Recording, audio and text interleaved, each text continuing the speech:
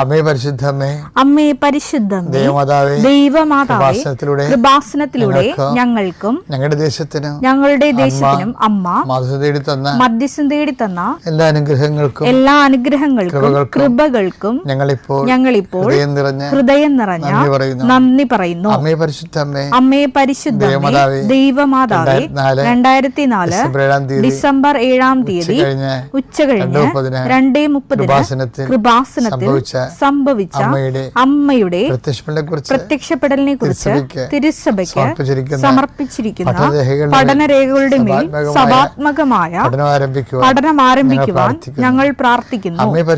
അമ്മേ പരിശുദ്ധമ്മേ, ഭൂസ്വർലോകങ്ങളുടെ രാജ്ഞിയായ അങ്ങയ്ക്ക് ഭൗമ സംരക്ഷണത്തിനായി പ്രപഞ്ചപ്രകൃതിയെ തന്നെ തിരുസഭ പ്രതിഷ്ഠിക്കുവാൻ ഈ പ്രത്യക്ഷീകരണ വഴി ഇടയാക്കണമേ. പരിശുദ്ധമ്മേ, ജപമാല മാതാവേ, സകല കൃപാസനം പ്രാർത്ഥനകളോടും ചേർത്ത് ഞങ്ങളിപ്പോൾ പ്രാർത്ഥിക്കുന്ന ഈ കുടുംബത്തിന്റെ പ്രത്യേക നിയോഗം പറമക്കളെ.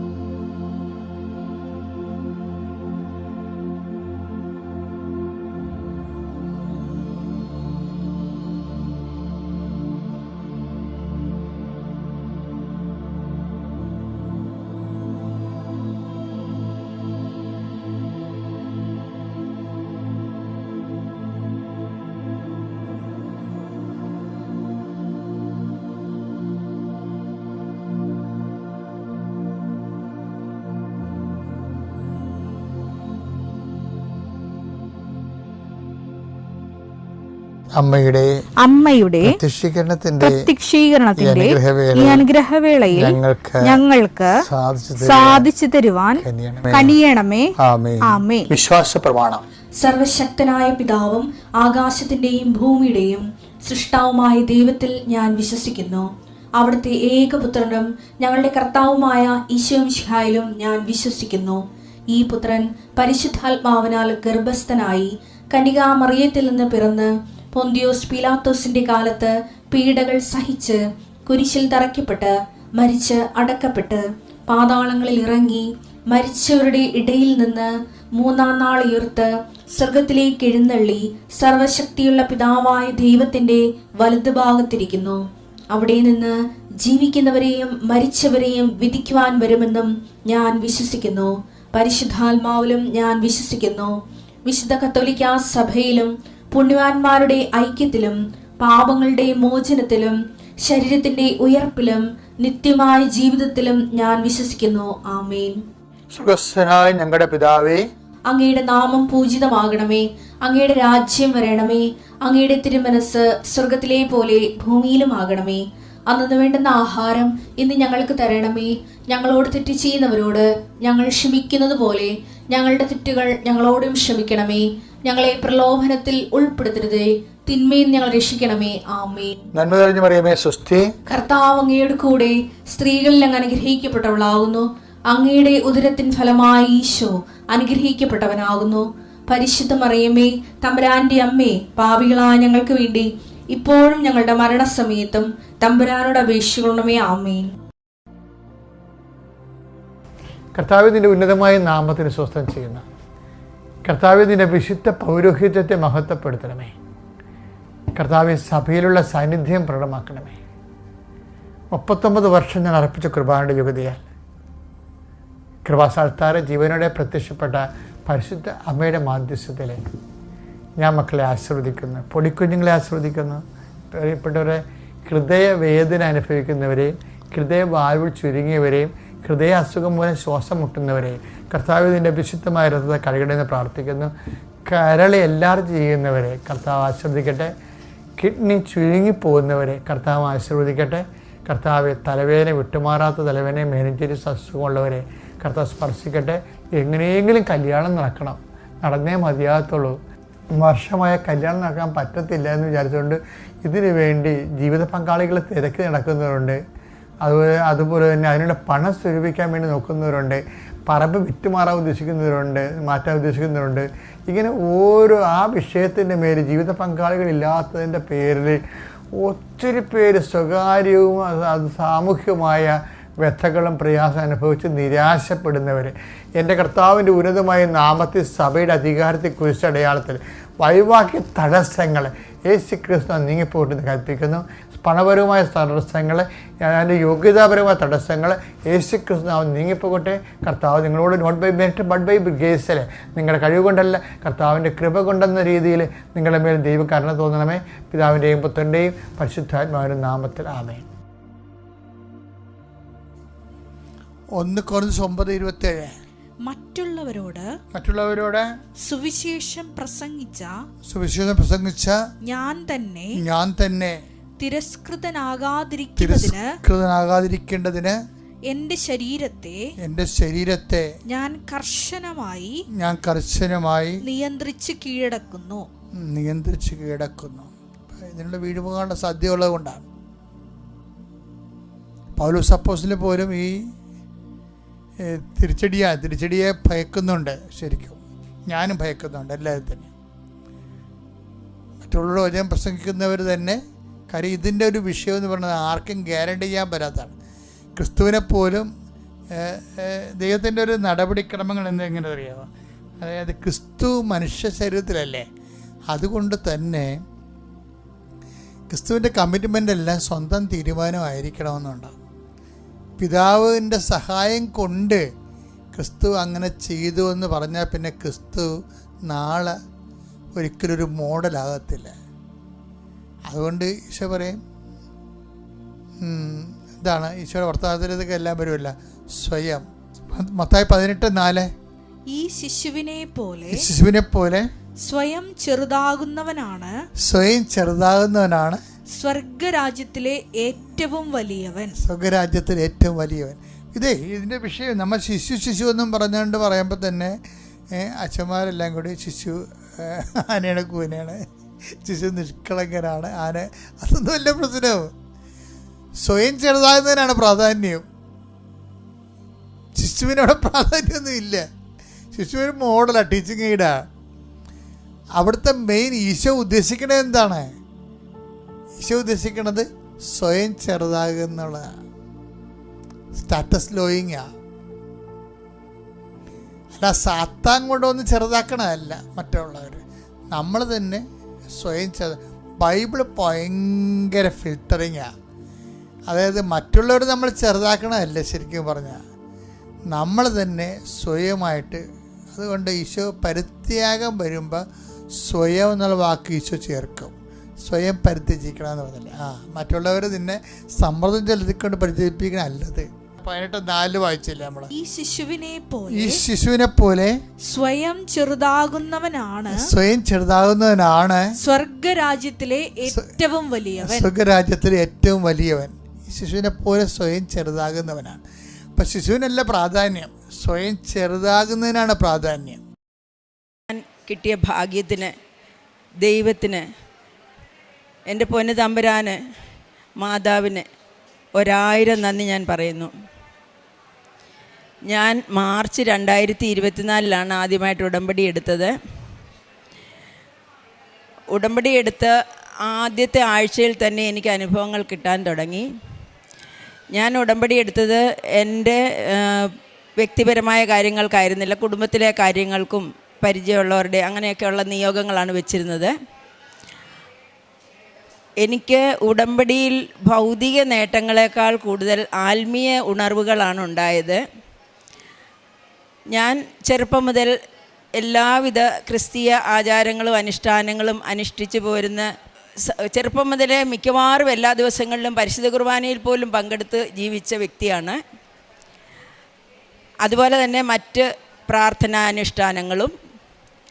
പക്ഷേ ഈ ഉടമ്പടി ജീവിതം തുടങ്ങുന്നതിന് മുൻപ് ഞാൻ ചെയ്തിരുന്ന ഉപവാസങ്ങളും പ്രാർത്ഥനകളും പരിത്യാഗങ്ങളും എല്ലാം എൻ്റെ ജീവിത വിജയത്തിന് വേണ്ടി, ബഹുമാനപ്പെട്ട ജോസഫ് അച്ഛൻ്റെ ഭാഷയിൽ പറഞ്ഞാൽ വിഷയബന്ധിയായാണ് ചെയ്തിരുന്നത്.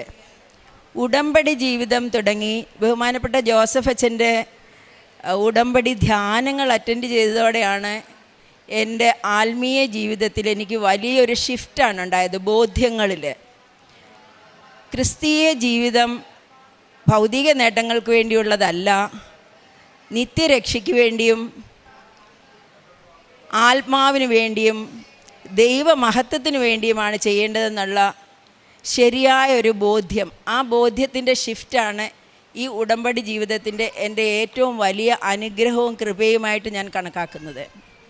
അതേസമയം തന്നെ എനിക്ക് ഭൗതിക നേട്ടങ്ങൾ ഉണ്ടായി. ഇപ്പോൾ ഞാനിവിടെ വന്ന് നിൽക്കുന്നത് ഒരു പ്രധാനപ്പെട്ട സാക്ഷ്യം പറയാനാണ്, ഒരു സൗഖ്യത്തിൻ്റെ സാക്ഷ്യം പറയാനാണ്. ഒരു ജൂൺ ജൂലൈ മാസങ്ങളിൽ എൻ്റെ സ്റ്റമക്കിൻ്റെ വലത്ത് സൈഡിൽ എനിക്കൊരു ചെറിയ ബൾജിങ് പോലെ തോന്നി. 1-2 മാസം ഞാനത് ഒബ്സർവ് ചെയ്തു. പ്രത്യേകിച്ച് അസ്വസ്ഥതകളോ അസുഖങ്ങളോ ഒന്നും ഉണ്ടായില്ല. എങ്കിൽ പോലും എന്തിനാ സംശയം വെച്ചുകൊണ്ടിരിക്കുന്നതെന്ന് വിചാരിച്ച് ഒരു ഡോക്ടറെ കൺസൾട്ട് ചെയ്തു. ഡോക്ടർ CT എടുക്കാൻ പറഞ്ഞു. ഡോക്ടർ ബൈൽ ഡക്റ്റിലും ഡ്യുവോഡിനത്തിലും ഓരോ ചെറിയ ലിഷനുണ്ട് എന്ന് പറഞ്ഞു. അതുകൊണ്ടൊരു CT എടുത്തോളാൻ പറഞ്ഞു. CTയിൽ ഡോക്ടർ പറഞ്ഞതിനെ അതുപോലെ തന്നെ അതേ സ്ഥാനത്ത് തന്നെ ചെറിയ ലിഷൻ ഉണ്ടെന്ന് കണ്ടു. അപ്പോൾ CT എടുത്ത ഡോക്ടേഴ്സ് പറഞ്ഞു ഒരു എൻഡോസ്കോപ്പി കൂടെ എടുത്തിട്ട് മലിഗ്നൻസി റൂൾ ഔട്ട് ചെയ്യാം, അതുകൊണ്ട് എന്തിനാ റിസ്ക് എടുക്കുന്നതെന്ന് പറഞ്ഞു. അതും ചെയ്തു.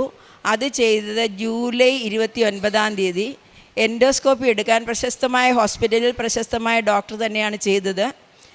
ERCP എന്ന പ്രൊസീജിയറാണ് ചെയ്തത്. ERCP എന്ന പ്രൊസീജിയർ ചെയ്യുക വഴി ഡോക്ടറിന് പിഴവ് പറ്റി.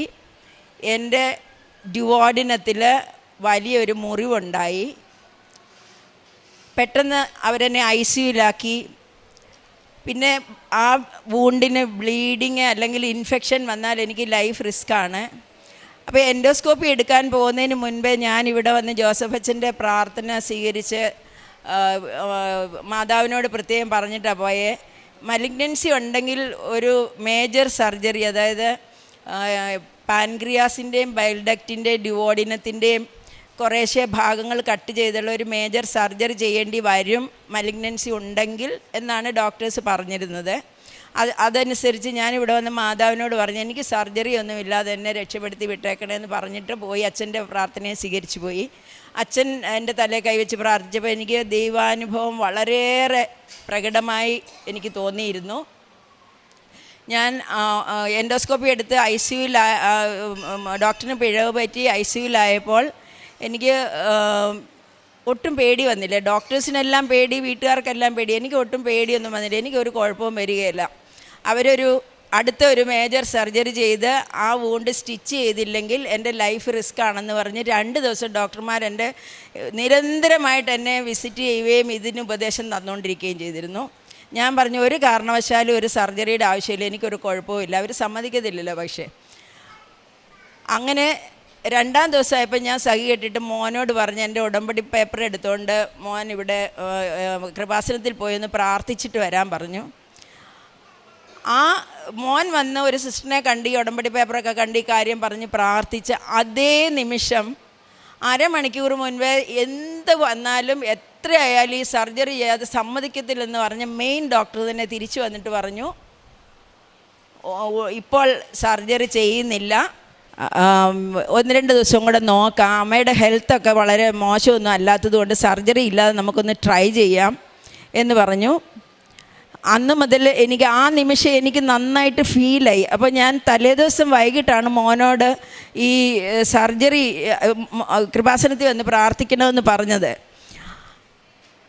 ആ ദിവസം രാത്രിയിൽ എനിക്ക് വലിയൊരു അനുഭവം ഉണ്ടായി, മാതാവിൻ്റെ ഒരു പ്രസൻസ്. ഞാനിങ്ങനെ അവിടെ ആശുപത്രിയിൽ ചെന്നപ്പോൾ തൊട്ട് മാതാവിൻ്റെ ഉടമ്പടി കാശുരൂപം എൻ്റെ വയറെ മുട്ടിച്ച് പിടിച്ചുകൊണ്ടാണ് ഇരുന്നത്. അന്ന് രാത്രിയിൽ ഞാനിങ്ങനെ ചെറിയ മയക്കത്തിലായിരുന്നു. അപ്പം ഈ മാതാവിൻ്റെ ഇവിടെ ഞാൻ ഉടമ്പടി എടുക്കാൻ വന്നപ്പോൾ മാതാവിൻ്റെ ഒരു രൂപം വാങ്ങിച്ചുകൊണ്ട് പോയിരുന്നു. അതേപോലത്തെ ഒരു ഫോട്ടോ എൻ്റെ വയറിലേക്ക് വന്ന് വീഴുക. ഒരു ഫോട്ടോ ഇങ്ങനെ മാതാവ് എന്നെ മുത്തുന്ന പോലെ എൻ്റെ വയറിൻ്റെ ഈ വശത്തോട്ട് വന്ന് വീണു. അതേസമയം എൻ്റെ കയ്യിലിരുന്ന കാശ് രൂപം ഊർന്നിറങ്ങി എൻ്റെ വയറിൻ്റെ വലതുവശത്ത് വരുന്നു. അതെനിക്ക് മാതാവിൻ്റെ ഒരു പ്രസൻസായിട്ട് ഫീൽ ചെയ്തു. ആ സമയം തന്നെ എനിക്ക് എന്തോ ഒരു കുളിർമയും കാര്യമൊക്കെ തോന്നിയായിരുന്നു. പക്ഷേ ഞാനത് പിന്നെ എനിക്കത് സ്വപ്നമാണ് എന്തോ അങ്ങോട്ട് ശരിയായിട്ട് മനസ്സിലായില്ലായിരുന്നു. പിറ്റേ ദിവസം മകൻ വന്ന് ഇത് പ്രാർത്ഥിച്ച് അപ്പം തന്നെ ഡോക്ടർ വന്ന് പറഞ്ഞപ്പോഴാണ് എനിക്കിത് തമ്മിൽ കോറിലേഷൻ ആയത്. അയ്യോ, മാതാവ് വന്ന് എന്നെ സുഖപ്പെടുത്തിയതാണ്, മാതാവ് ഇതിന് ഉത്തരം കണ്ടുപിടിച്ചതാണെന്ന്. അങ്ങനെ 2 സർജറി ഡോക്ടർമാർ സജസ്റ്റ് ചെയ്തിട്ട് ആ 2 സർജറി ഇല്ലാതെ ഞാൻ അവിടുന്ന് രക്ഷപ്പെട്ടു. അതേസമയം ഈ വൂണ്ട് സ്റ്റിച്ചൊന്നും ഇടാതെ ICUയിൽ കിടക്കുക ആയതുകൊണ്ട് എനിക്ക് ട്യൂബിലൂടെയാണ് ഫുഡ് തന്നുകൊണ്ടിരുന്നത്, ലിക്വിഡ് ഫുഡ്. അപ്പോൾ എനിക്ക് വായിൽ കൂടെ വെള്ളം പോലും ഇറക്കാൻ പറ്റുന്നില്ല. അപ്പം ഞാൻ അവിടെ ചെന്നത് മുതൽ ബൈബിൾ വായിക്കുക, പിന്നെ വിശുദ്ധ വസ്തുക്കൾ ഉപയോഗിക്കുക, അത് വളരെ കൃത്യമായിട്ടും വളരെ നന്നായിട്ട് ചെയ്തിരുന്നു. ഡോക്ടർമാരൊന്നും അറിയാതെ ഞാൻ ഈ വിശുദ്ധ ഉപ്പ് ഇട്ട് വെള്ളം വായിൽ ഗാർഗിൾ ചെയ്യുമായിരുന്നു, സിസ്റ്റർമാരോട് ചൂടുവെള്ളം വാങ്ങിച്ചിട്ട്. ആ ഗാർഗിൾ ചെയ്യുന്ന കൂട്ടത്തിൽ ഞാൻ വിചാരിച്ചുകൊണ്ടിരുന്നത് എൻ്റെ വായിൽ കൂടെ ഫുഡ് ട്രാക്റ്റിൽ കൂടെ ഒരു സാധനം പോലും ചെല്ലുന്നില്ല, വെള്ളം പോലും ചെല്ലുന്നില്ല. അപ്പം ഇനി ഞാൻ ആഹാരം കഴിച്ചാൽ എന്തെങ്കിലും പ്രശ്നം ഉണ്ടായാലോ എന്ന് എനിക്കൊരു ഉള്ളിലൊരു തോന്നൽ വന്നിട്ട് ഞാൻ ഈ ഗാർഗിൾ ചെയ്യുന്ന സമയത്ത് 1-2 ഡ്രോപ്പ് ഉപ്പിട്ട മാതാവിൻ്റെ ഉപ്പിട്ട വെള്ളം ഇറക്കുമായിരുന്നു. അതുപോലെ തന്നെ എനിക്ക് ഓക്സിജൻ ലെവലൊക്കെ താഴ്ന്നു, എക്സർസൈസ് ചെയ്യണം, ഓക്സിജൻ വെക്കണം എന്നൊക്കെ പറഞ്ഞ് ഡോക്ടർമാർ വരുമ്പോൾ ഞാൻ ആ സിസ്റ്റർമാരോട് പറയും എനിക്കൊരു ബൈബിൾ തന്നാൽ മതി, ഞാൻ അതുകൊണ്ട് എക്സർസൈസ് ചെയ്തോളാം എന്ന് പറഞ്ഞിട്ട് ബൈബിൾ വാങ്ങിച്ചിട്ട് ഞാൻ ഉറക്കെ അങ്ങോട്ട് ബൈബിൾ വായിക്കും അവിടെ ICUയിൽ ഇരുന്നിട്ട്. അപ്പോഴത്തേക്കിന് എൻ്റെ ഓക്സിജൻ ലെവലെല്ലാം നേരെയാകും. അവരിങ്ങനെ ഓരോന്നും പറയുമ്പോൾ ഞാൻ അതിനെല്ലാം മറുപടിയായിട്ട് ചെയ്യുന്നത് മെഡിക്കലല്ല, പ്രാർത്ഥനയുടെ കാര്യങ്ങളാണ്. അങ്ങനെ ബൈബിൾ വായനയും വളരെ ശക്തമായിട്ട് ഞാൻ ചെയ്തുകൊണ്ടിരുന്നു. ജപമാല, എല്ലാ പ്രാർത്ഥനകളും, ഇടയ്ക്കിടയ്ക്ക് പ്രത്യക്ഷീകരണ പ്രാർത്ഥനയും ചെല്ലുമായിരുന്നു. അങ്ങനെ ആ ഫുഡൊന്നും തരാതെ ഇങ്ങനെ ഇരിക്കുമ്പോൾ, അതുപോലെ തന്നെ ഓറൽ ഫീഡ് ഇല്ലാത്തവർക്ക് വിശുദ്ധ കുർബാന തരത്തില്ല. അപ്പം ഞാൻ ഓൺലൈനിൽ കുർബാന കണ്ടിട്ട് അച്ഛന്മാർ ഈ വിശുദ്ധ കുർബാനയും കൊണ്ട് പോകുമ്പോൾ ഞാൻ അച്ഛന്മാരെ ആംഗ്യം കാണിച്ച് പറയും എനിക്കൊരു തുള്ളി വിശുദ്ധ കുർബാന തരാൻ, ഇങ്ങനെ കെഞ്ചുന്ന പോലെ ചോദിക്കും. അപ്പോൾ അച്ഛന്മാർ എൻ്റെ മുഖം എല്ലാം ഒന്ന് നോക്കി വെച്ചും ഒരു പൊരി വിശുദ്ധ കുർബാന തരും. ആ വിശുദ്ധ കുർബാനയും മാതാവിൻ്റെ വിശുദ്ധ ഉപ്പിൻ്റെ ആ വെള്ളവും എൻ്റെ ഫുഡ് ട്രാക്റ്റിൽ കൂടെ പോയതുകൊണ്ട് ഞാൻ 18 ദിവസം കഴിഞ്ഞ് ആദ്യമായി വെള്ളം കുടിച്ചപ്പോൾ ഡോക്ടേഴ്സ് എല്ലാം എൻ്റെ ചുറ്റിലും നിൽക്കുക, ഇപ്പം ഛർദ്ദിക്കും, ഇപ്പം എനിക്ക് അസ്വസ്ഥത വരും. എനിക്ക് ഒരു കുഴപ്പവും വന്നില്ല. അന്ന് തന്നെ അവരെനിക്ക് വീണ്ടും ഫുഡ് തന്നു. അപ്പോൾ അതേസമയം ഓഗസ്റ്റ് ആദ്യമായിരുന്നു ഈ സംഭവങ്ങളെല്ലാം. ഞാൻ മാതാവിനോട് പ്രാർത്ഥിച്ചുകൊണ്ടിരുന്നു. എല്ലാവരും നോയമ്പ് നോക്കുകയാണ്, ഞാൻ ഫുൾ നോയമ്പ് ഉപവാസമാണ്. എനിക്ക് മാതാവിൻ്റെ സ്വർഗാരോഹണ തിരുനാളിൽ നിൻ്റെ രൂപം എൻ്റെ വീട്ടിലിരിക്കുന്ന നിൻ്റെ രൂപത്തിൻ്റെ മുമ്പിൽ വന്നിരുന്ന് കൊന്ത ചെല്ലണം. അതുപോലെ തന്നെ നിൻ്റെ തിരുനാളിന് മറിയമ്മ എന്ന എൻ്റെ പേരിൻ്റെ അവകാശമായിട്ട് എനിക്ക് ആഹാരം വായിൽ കൂടെ കഴിക്കണം. ഇതാണ് ഞാൻ മാതാവിനോട് പറഞ്ഞത്. എനിക്ക് സൗഖ്യവും വേറെ ഒന്നും ഞാൻ ചോദിച്ചില്ല, ഞാൻ ഈ കാര്യമാണ് ചോദിച്ചത്. ഇടയ്ക്കിടയ്ക്ക് അവർ സീറ്റ് ചെയ്ത് എൻ്റെ വൂണ്ട് ലീക്ക് ഉണ്ടോ എന്ന് നോക്കുമായിരുന്നു. ഓഗസ്റ്റ് 14 അവർ ഞാൻ അങ്ങോട്ട് സജസ്റ്റ് ചെയ്തു, ഓഗസ്റ്റ് 14 എനിക്കൊരു സീറ്റ് എടുക്കണമെന്ന്, ലീക്ക് പ്രൂഫ് എന്ന്. അപ്പോൾ എനിക്കറിയാമായിരുന്നു അന്നത്തെ ഇതിൽ ലീക്ക് പ്രൂഫ് എനിക്ക് കിട്ടുമെന്ന് എനിക്ക് ഉറപ്പായിരുന്നു. ഞാൻ അവരോട് പറഞ്ഞ് ഡോക്ടർമാർ സമ്മതിച്ച് അന്ന് എനിക്ക് സീറ്റ് എടുത്തപ്പം നോ ലീക്ക് അറ്റ് ഓൾ, ഒരു ലീക്കും ഇല്ല. അന്ന് വൈകിട്ട് തന്നെ ഓഗസ്റ്റ് 14 വൈകുന്നേരം തന്നെ അവർ വെള്ളവും ഓട്സും ഒക്കെ തന്നു. ഓഗസ്റ്റ് 15 എൻ്റെ അമ്മ മാതാവിൻ്റെ തിരുനാൾ ദിവസം എനിക്ക് കഞ്ഞിയും കറിയൊക്കെ തന്നു. അന്ന് തന്നെ അന്തോനീസ് പുണ്യാളച്ചൻ്റെ തിരുനാൾ ദിനമാണ്, ജന്മദിനമാണെന്നാണ് പറയുന്നത്. എൻ്റെ പേര് മറിയമ്മ ആൻ്റണി. അപ്പം മാതാവും അന്തോനീസ് പുണ്യാളച്ചനും കൂടെ വലിയ കൃപയായിട്ട് 2 പേരുടെയും തിരുനാൾ ദിവസം എനിക്ക് ആഹാരം തന്നു വായിലൂടെ. അത് അമ്മ മാതാവിനും കോടാനുകോടി നന്ദി. ദൈവത്തിന് വളരെയേറെ എത്ര സ്തുതിച്ചാലും മതിയാവില്ല എന്ന പാട്ട് പോലെ തന്നെ എത്ര സ്തുതിച്ചാലും മതി വരില്ല ഈ വലിയ കൃപകൾക്ക്. എനിക്ക് ഉടമ്പടി ജീവിതത്തിലൂടെ വേറെ ഒരുപാട് കൃപകൾ നേരത്തെ കിട്ടിയിരുന്നു. ഞാനിവിടെ സാക്ഷ്യം പറയാൻ വന്നിട്ട് എനിക്ക് പറയാൻ പറ്റിയില്ലായിരുന്നു. അതിൽ 1-2 എണ്ണം കൂടെ ഞാനിപ്പോൾ പറയുകയാണ്. എനിക്ക് ഉടമ്പടി എടുക്കുന്നതിന് മുൻപ് തന്നെ 10-12 വർഷമായി സ്പോണ്ടിലൈറ്റിസിൻ്റെ പ്രശ്നം ഉണ്ടായിരുന്നു. കിടക്കുമ്പോൾ ഭയങ്കര അസ്വസ്ഥതയാണ്. ഞാനിവിടെ ഉടമ്പടി എടുത്തപ്പോൾ നിയോഗമൊന്നും വെച്ചില്ല. പക്ഷെ അന്ന് മുതൽ ഞാൻ തൈലം പുരട്ടുമായിരുന്നു പെടലിക്ക്. ഒരു പ്രാവശ്യം കാലത്ത് പ്രാർത്ഥന ചെല്ലുമ്പോൾ മാത്രമേ പുരട്ടത്തുള്ളൂ. പക്ഷേ ഞാൻ ഉടമ്പടി എടുത്ത ഒരാഴ്ചയ്ക്കുള്ളിൽ തന്നെ പിന്നെ ഇന്ന് വരെ എനിക്ക് കിടക്കുമ്പോൾ ഒരു ബുദ്ധിമുട്ട് തോന്നിയിട്ടില്ല. അതുപോലെ തന്നെ എനിക്കൊരു സ്ഥലം വിൽക്കാനുണ്ടായിരുന്നു. അത് ഞാൻ നിയോഗമൊന്നും വെച്ചില്ല. ഞാൻ വിശുദ്ധ ഉപ്പ് കൊണ്ടുപോയി ആ പറമ്പിൻ്റെ പ്രദേശത്ത് കൊണ്ടുപോയി ഇട്ടു. അതും ഉടനെ തന്നെ സാധിച്ചു. പിന്നെ കുറേ വർഷങ്ങളായിട്ട് എനിക്ക് യൂറോപ്പ് പിൽഗ്രിമേജ്, അതായത് മാതാവിൻ്റെ സ്ഥലങ്ങളിലൊക്കെയാണ് ഈ യൂറോപ്പ് പിൽഗ്രിമേജിന് കൊണ്ടുപോകുന്നത്. അതിന് പോകണമെന്ന് ഭയങ്കര ആഗ്രഹമായിരുന്നു. പക്ഷേ എനിക്കും ഹസ്ബൻഡിനും കൂടെ പോകണമെങ്കിൽ ഞങ്ങളുടെ വീട്ടിൽ ഹസ്ബൻഡിൻ്റെ 90 വയസ്സൊക്കെ ആയ പേരൻസ് ഉണ്ട്. അപ്പോൾ അവരെ നോക്കാൻ ആരും ഇല്ലാതെ, ഉത്തരവാദിത്തപ്പെട്ട ആരുമില്ല. പണിക്കാരെയൊക്കെ വെച്ചിട്ട് നമുക്ക് ആക്കിയിട്ട് ഇത്രയും ദിവസമൊന്നും പോകാൻ പറ്റത്തില്ലല്ലോ. അപ്പോൾ ഉത്തരവാദിത്തമുള്ള ആരെങ്കിലും അവരെ നോക്കാൻ ഞങ്ങളുടെ കുടുംബത്തിലില്ല വേറെ ആൾക്കാർ. അപ്പോൾ എന്ത് ചെയ്യുമെന്ന് വിചാരിച്ച് ഞാൻ ഇവിടെ എൻ്റെ 4ാമത്തെ ഉടമ്പടി പുതുക്കിയ സമയത്ത് ഞാൻ നിയോഗം എഴുതിയിട്ടു. എനിക്ക് മാതാവിൻ്റെ സ്ഥലങ്ങളിലൊക്കെ പോകാനുള്ള കൃപ തരണം. എനിക്ക് പോവുകയാണെങ്കിൽ ഹസ്ബൻഡ് ഞാൻ രണ്ടുപേരും കൂടെ ഒന്നിച്ച് പോകണം, ഒറ്റയ്ക്ക് വേണ്ട. അങ്ങനെ പ്രാർത്ഥിച്ച് നിയോഗം എഴുതിയിട്ടിട്ട് പോയി. അത്ഭുതം എന്ന് പറയട്ടെ, എൻ്റെ മകൻ്റെ കല്യാണം കഴിഞ്ഞിട്ട് 2 മാസമേ ആയുള്ളായിരുന്നു. ആ മകള് ചെറിയ കുട്ടി, അവൾ പറഞ്ഞു ഞങ്ങൾ നോക്കിക്കോളാം. അവർ വീട്ടിലല്ല താമസിക്കുന്നത്, അവർ ജോലി സ്ഥലത്തുനിന്ന് വന്ന് ഞങ്ങളെ ഇതിന് വിടാൻ വേണ്ടിയിട്ട് ആ മകൾ തന്നെ ഞങ്ങളുടെ വീട്ടിൽ നിന്ന് ഈ പ്രായമായ പേരൻസിൻ്റെ ഉത്തരവാദിത്വം ഏറ്റെടുത്ത് ഞങ്ങൾക്കതിന് പോകാനും സാധിച്ചു.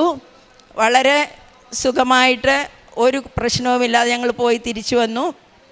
ഇങ്ങനെ നിരവധിയായ അനുഗ്രഹങ്ങൾ, ഇനിയും പറയാൻ കുറേ അനുഗ്രഹങ്ങളുണ്ട്.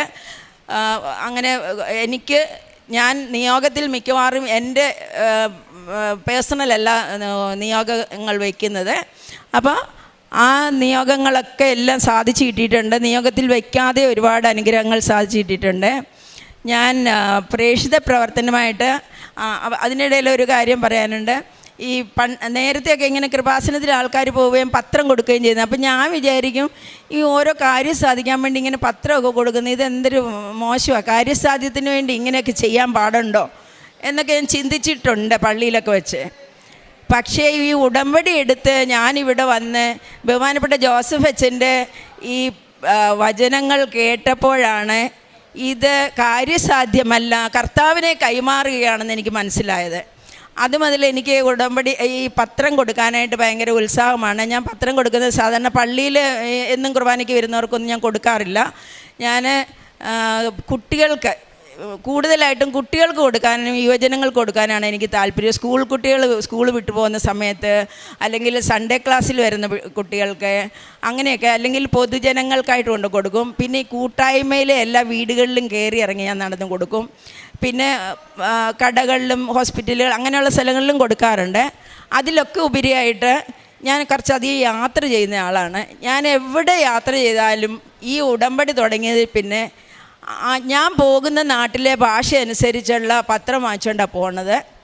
അത് ട്രെയിനിലായാലും ഫ്ലൈറ്റിലായാലും ബസ്സിലായാലും എവിടെയെങ്കിലുമൊക്കെ ഞാനത് കൊടുക്കും. ഈ പിൽഗ്രിമേജിന് യൂറോപ്പിൽ പോയപ്പം ഞാൻ ഇംഗ്ലീഷ് പത്രം വാങ്ങിച്ചുകൊണ്ടാണ് പോയത്. 9 രാജ്യങ്ങളിൽ പോയപ്പോൾ എല്ലാ രാജ്യങ്ങളിലും 1-2 സ്ഥലങ്ങളിലെങ്കിലും ഞാൻ ഈ ഇംഗ്ലീഷ് പത്രം കൊടുത്തു. അതിലേറെ എനിക്ക് സന്തോഷമായത് വത്തിക്കാനിൽ സെൻറ്റ് പീറ്റേഴ്സ് ബസിലിക്കയുടെ തൊട്ടടുത്തുള്ള ഒരു ഷോപ്പിൽ ഞാൻ അവിടെ എവിടെയെങ്കിലും ഒന്ന് കൊടുക്കണമെന്ന്, അപ്പോഴത്തേക്കിനും എൻ്റെ പത്രം എല്ലാം തീർന്നായിരുന്നു, ഒരെണ്ണേ ബാക്കിയുള്ളായിരുന്നു. ഇത് ആർക്ക് കൊടുക്കണം, ഏറ്റവും നല്ലതായിട്ട് എവിടെയെങ്കിലും കൊടുക്കണമെന്നുള്ളൊരു ആഗ്രഹത്തിൽ ഞാനിങ്ങനെ നോക്കിയപ്പോൾ ആ ഷോപ്പിലൊരു സിസ്റ്റർ ഉണ്ടായിരുന്നു. ആ സിസ്റ്ററിനെ ഞാൻ കൊണ്ട് കൊടുത്തു. അപ്പോൾ സിസ്റ്റർ അപ്പം തന്നെ ഇതെല്ലാം തുറന്ന് നോക്കി വായിച്ചിട്ട് ഇറ്റ്സ് ഗ്രേറ്റ് മിറക്കിൾ എന്നൊക്കെ പറഞ്ഞിട്ട് സിസ്റ്ററിന് ഭയങ്കര സന്തോഷമായി, എനിക്കും ഭയങ്കര സന്തോഷമായി. അങ്ങനെ പത്രം കൊടുക്കുന്നത് ഇത്തിരി മോശം പോലെ വിചാരിച്ചിരുന്ന ഞാൻ ലോകമെമ്പാടും പോയി പത്രം കൊടുത്ത ഒരു അവസ്ഥയുണ്ടായി. അത് ബഹുമാനപ്പെട്ട ജോസഫ് അച്ഛൻ്റെ ഈ ധ്യാന പ്രസംഗങ്ങളിലൂടെയാണ് എനിക്ക് ആ ബോധ്യം കിട്ടിയത്. അങ്ങനെ പറയുകയാണെങ്കിൽ ശരിക്കും ആത്മീയ ഉണർവുകളും ആത്മീയ ബോധ്യങ്ങളുടെ ഒരു ഷിഫ്റ്റുമാണ് എൻ്റെ ഉടമ്പടി ജീവിതത്തിൻ്റെ ഏറ്റവും വലിയ കൃപയും അനുഗ്രഹവും. പിന്നെ കാരുണ്യപ്രവൃത്തിയായിട്ട് ഞാൻ പൈസയും സാധനങ്ങളും ഒക്കെ കൊടുത്ത് എല്ലാവരും ഒരുപാട് പേരെ സഹായിക്കാറുണ്ട്. അത് ഞാൻ നേരത്തെയും ചെയ്തിരുന്നു. പക്ഷേ ഇപ്പം ഞാൻ ചെയ്യുന്ന ആ പ്രവൃത്തിയുടെ ഉദ്ദേശത്തിന് വ്യത്യാസമുണ്ട്. നേരത്തെ എനിക്കൊരു പേര് കിട്ടും, അല്ലെങ്കിൽ കുടുംബത്തിനൊരു പേര് കിട്ടും എന്നുള്ള വിചാരത്തിലാണ് ചെയ്തിരുന്നത്. പിന്നെ നന്നായിട്ട് സാമ്പത്തിക സഹായങ്ങളൊക്കെ ചെയ്യാറുണ്ട്. പിന്നെ മന്ത്ലി ബേസിസിലും അസുഖങ്ങൾക്ക് മരുന്ന് വാങ്ങിക്കാനുള്ള പൈസകൾ കൊടുക്കാറുണ്ട്. പിന്നെ ഞാൻ ഈ ഓൾഡ് ഏജ് ഹോമും ഈ ചൈൽഡ് ലൈനിൽ നിന്ന് വരുന്ന പിള്ളേരൊക്കെ താമസിക്കുന്ന ഇടങ്ങളിലൊക്കെ പോയി പല ശുശ്രൂഷകൾ ചെയ്യാറുണ്ട്. ഇൻ ക്യാഷ് ആൻഡ് കൈൻഡ് അവരെയൊക്കെ സഹായിക്കാറുണ്ട്. അതുകൂടാതെ ഞാൻ ഇങ്ങനെ പൊതിച്ചോറൊക്കെ കൊടുത്ത് ആദ്യമേ കുറച്ച് കാരുണ്യപ്രവൃത്തി ചെയ്ത് നോക്കി. പിന്നെ ഞാൻ വിചാരിച്ചു, പൊതിച്ചോറൊക്കെ കൊടുക്കുന്ന ഒരു സാധാരണമായ കാര്യമല്ലേ, ഇത്തിരിയൂടെ നല്ലതായിട്ട് എന്തെങ്കിലും ചെയ്യാനൊരു കൃപ തരണമെന്ന് ഞാൻ മാതാവിനോട് പ്രാർത്ഥിച്ചു. അപ്പം അപ്പോഴേ പെട്ടെന്ന് എനിക്ക് ഓർമ്മ വന്നു, ഞാൻ നേരത്തെ പല കാര്യങ്ങളും ചെയ്തു കൊടുത്തിട്ടുള്ള ഒരു സിസ്റ്റേഴ്സ് ഈ ചൈൽഡ് ലൈനിലെ പിള്ളേരെ നോക്കുന്ന ഒരു സ്ഥലമുണ്ട്. ആ ചൈൽഡ് ലൈനിലെ കുട്ടികൾ സ്കൂളിൽ പഠിക്കുന്ന അവർക്കൊന്നും ഒരു സഹായം, ട്യൂഷനൊന്നും പോകാനൊന്നും പറ്റത്തില്ല. അതിൽ മിക്ക പിള്ളേരും പഠിക്കാനൊക്കെ മോശമൊക്കെയാണ്. അപ്പം ഞാനിങ്ങനെ പ്രാർത്ഥിച്ചുകൊണ്ടിരുന്നിട്ട് പെട്ടെന്ന് എനിക്ക് ആ സ്ഥാപനത്തെ എൻ്റെ മനസ്സിൽ തോന്നിച്ചു തന്നു. ഞാൻ ആ സ്ഥാപനത്തിൽ ചെന്ന് ഒരു ദിവസം അവിടെ പോയി. അവിടെ ചെന്നപ്പോൾ സിസ്റ്റേഴ്സിന് എന്നെ തിരിച്ചറിയാം. ഞാൻ അധ്യാപികയായിരുന്നു. അപ്പോൾ ഞാൻ അധ്യാപികയായിരുന്ന സമയത്തൊക്കെ പല കാര്യങ്ങൾക്കും അവരെ സഹായിക്കാനായിട്ട് കുട്ടികളുടെ സഹായങ്ങളൊക്കെ എടുത്ത് അവിടെ കൊടുക്കാനൊക്കെ പോയിട്ടുള്ളതാണ്. അങ്ങനെ ചെന്നപ്പോൾ സിസ്റ്റർ എന്നെ തിരിച്ചറിയുകയും ഞാൻ പറഞ്ഞു, ഇപ്പം ഞാൻ റിട്ടയർ ചെയ്ത് എനിക്ക് ഇവിടുത്തെ പിള്ളേർക്ക് വേണ്ടി എന്തെങ്കിലും ചെയ്താൽ കൊള്ളാമെന്നുള്ളൊരാഗ്രഹമുണ്ട്, എന്താണ് ഇവിടെ ആവശ്യമുള്ളതെന്ന് ചോദിച്ചപ്പോൾ അവർ പറഞ്ഞു, ടീച്ചറെ വേറൊന്നും വേണ്ട, ഈ പിള്ളേർക്ക് എന്തെങ്കിലും ഒന്ന് പറഞ്ഞു കൊടുത്താൽ മതി, ടീച്ചറിനെ കൊണ്ട് പറ്റുന്ന കാര്യമാണ്, എന്നും ഒന്ന് വരണം എന്നേ ഉള്ളൂ, എന്നും അല്ലെങ്കിൽ ടീച്ചറിന് പറ്റുന്ന ദിവസം. ഇതിനു വേണ്ടി ആരെങ്കിലും ഇവരെ ഒന്ന് പഠന സഹായത്തിന് വേണ്ടി ആരെങ്കിലും കിട്ടാൻ ഞങ്ങൾ 2-3 മാസമായിട്ട് പ്രാർത്ഥിച്ചുകൊണ്ടിരിക്കുമായിരുന്നു എന്ന് പറഞ്ഞു. അപ്പോൾ എനിക്കത് കേട്ടപ്പോൾ ഞാൻ പ്രാർത്ഥിച്ചുകൊണ്ടിരുന്ന ഇവർക്ക് വേണ്ടി എന്തെങ്കിലും ചെയ്യാൻ എനിക്ക് പ്രത്യേകമായിട്ട് ചെയ്യാനൊരു കൃപ തരണേന്ന്. അങ്ങനെ അവിടെ ഞാൻ പോകാൻ തുടങ്ങി, അവരെ സഹായിക്കാൻ തുടങ്ങിയിട്ട് ആ ഒരു രീതിയിൽ മേഖലയിൽ ഒരു കാരുണ്യപ്രവൃത്തി ചെയ്യുന്നുണ്ട്. അങ്ങനെയുള്ള കാരുണ്യപ്രവൃത്തികളൊക്കെയാണ്. പിന്നെ എനിക്ക് ഈ ഉടമ്പടി ജീവിതം തുടങ്ങി. പിന്നെ ബൈബിൾ കൂടുതലായിട്ട് വായിക്കും. നേരത്തെയൊക്കെ ഞാൻ ബൈബിൾ വായിക്കുമായിരുന്നു, പലതവണ ഫുള്ളായിട്ട് വായിച്ച് തീർത്തിട്ടുണ്ട്. പിന്നെ ഓരോ പിൽഗ്രിമേജിനൊക്കെ പോകുമ്പോൾ അതിൻ്റെ നിയോഗം വെച്ചൊക്കെ ഞാൻ ഒരു റൗണ്ട് ബൈബിൾ വായിക്കും. പക്ഷേ അന്നൊക്കെ വായിക്കുന്ന പോലെയല്ല, ഇപ്പം എനിക്ക് ഡെയിലി ബേസിസിൽ ഇവിടുത്തെ നിബന്ധന പോലെ തന്നെയും അതിൽ കൂടുതലും ബൈബിൾ വായിക്കാനുള്ള ഒരു ഉത്സാഹം കിട്ടിയിട്ടുണ്ട്. അത് വേറെ ഒരു കൃപയാണ്. പിന്നെ ജപമാല അതുപോലെ കൂടുതലായിട്ട് ചെയ്യുന്നുണ്ട്.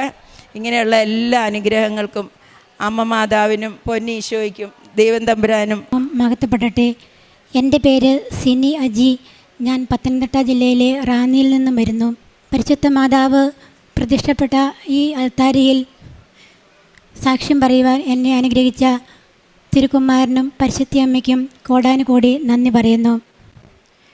ഞാൻ ഒരു റോമൻ കത്തോലിക്ക കുടുംബത്തിലെ അംഗമാണ്. ചെറുപ്പം മുതലേ കുടുംബ പ്രാർത്ഥനയിലും പള്ളിയിൽ പോയി കുർബാന സ്വീകരിക്കുകയും അങ്ങനത്തെ ഓരോ പരിപാടിയിലും മതപരമായ എല്ലാ കാര്യങ്ങളിലുള്ള അറിവ് ലഭിച്ച ഒരു വ്യക്തിയായിരുന്നു ഞാൻ. ദൈവാനുഗ്രഹത്താൽ നിറഞ്ഞ ഒരു കുടുംബമായിരുന്നു എൻ്റേത്. എൻ്റെ മാതാപിതാക്കന്മാരും അതുപോലെ തന്നെ ഭക്തിയിൽ വളർന്നവരായിരുന്നു. എൻ്റെ ജീവിതത്തിൽ കർത്താവ് ഒരു കത്തോലിക്ക കുടുംബത്തിൽ ജനിക്കുവാൻ എനിക്ക് അനുഗ്രഹം തന്നതിന് ആദ്യം നന്ദി പറയുന്നു. പരിശുദ്ധ മാതാവ് പല സ്ഥലങ്ങളിലും പ്രതിഷ്ഠപ്പെട്ടതായി എനിക്കറിവുണ്ടായിരുന്നു. ആ ഫോട്ടോയെല്ലാം ഞാൻ കാണാറുമുണ്ടായിരുന്നു. പക്ഷേ 20 വർഷമായി ഇവിടെ പ്രതിഷ്ഠപ്പെട്ട പരിശുദ്ധ അമ്മയെക്കുറിച്ചുള്ള അറിവ് കേവലം 1 വർഷമായി മാത്രമേ എനിക്ക് ലഭിച്ചിരുന്നുള്ളൂ. അമ്മയുടെ ഈ ഫോട്ടോ ആദ്യമായി 1 വർഷം മുമ്പാണ് ഞാൻ കണ്ടത്. അത് എൻ്റെ സ്വന്തം ചേച്ചിയിലൂടെയായിരുന്നു. ചേച്ചി ഇവിടെ വന്ന് ഉടമ്പടി എടുക്കുകയും പല പ്രാവശ്യം വന്ന് പുതുക്കുകയും ഒത്തിരിയേറെ ദൈവകൃപകൾ മേടിച്ചു കൊണ്ടുപോയ ഒരു വ്യക്തിയായിരുന്നു. ജീവിതത്തിലെ എന്ത് പ്രതികൂല സാഹചര്യങ്ങളുണ്ടായാലും യേശുവിനോടും അമ്മയോടും ചേർന്നിരിക്കുന്ന ഒരു ചേച്ചിയായിരുന്നു എൻ്റെ ജീവിതത്തിൻ്റെ ഏറ്റവും നല്ല മാതൃക. ഞാൻ ഇവിടെ ഉടമ്പടി എടുക്കാനുള്ള കാരണം തന്നെ എൻ്റെ യൂട്രസിലുണ്ടായിരുന്ന 3 മുഴകളായിരുന്നു.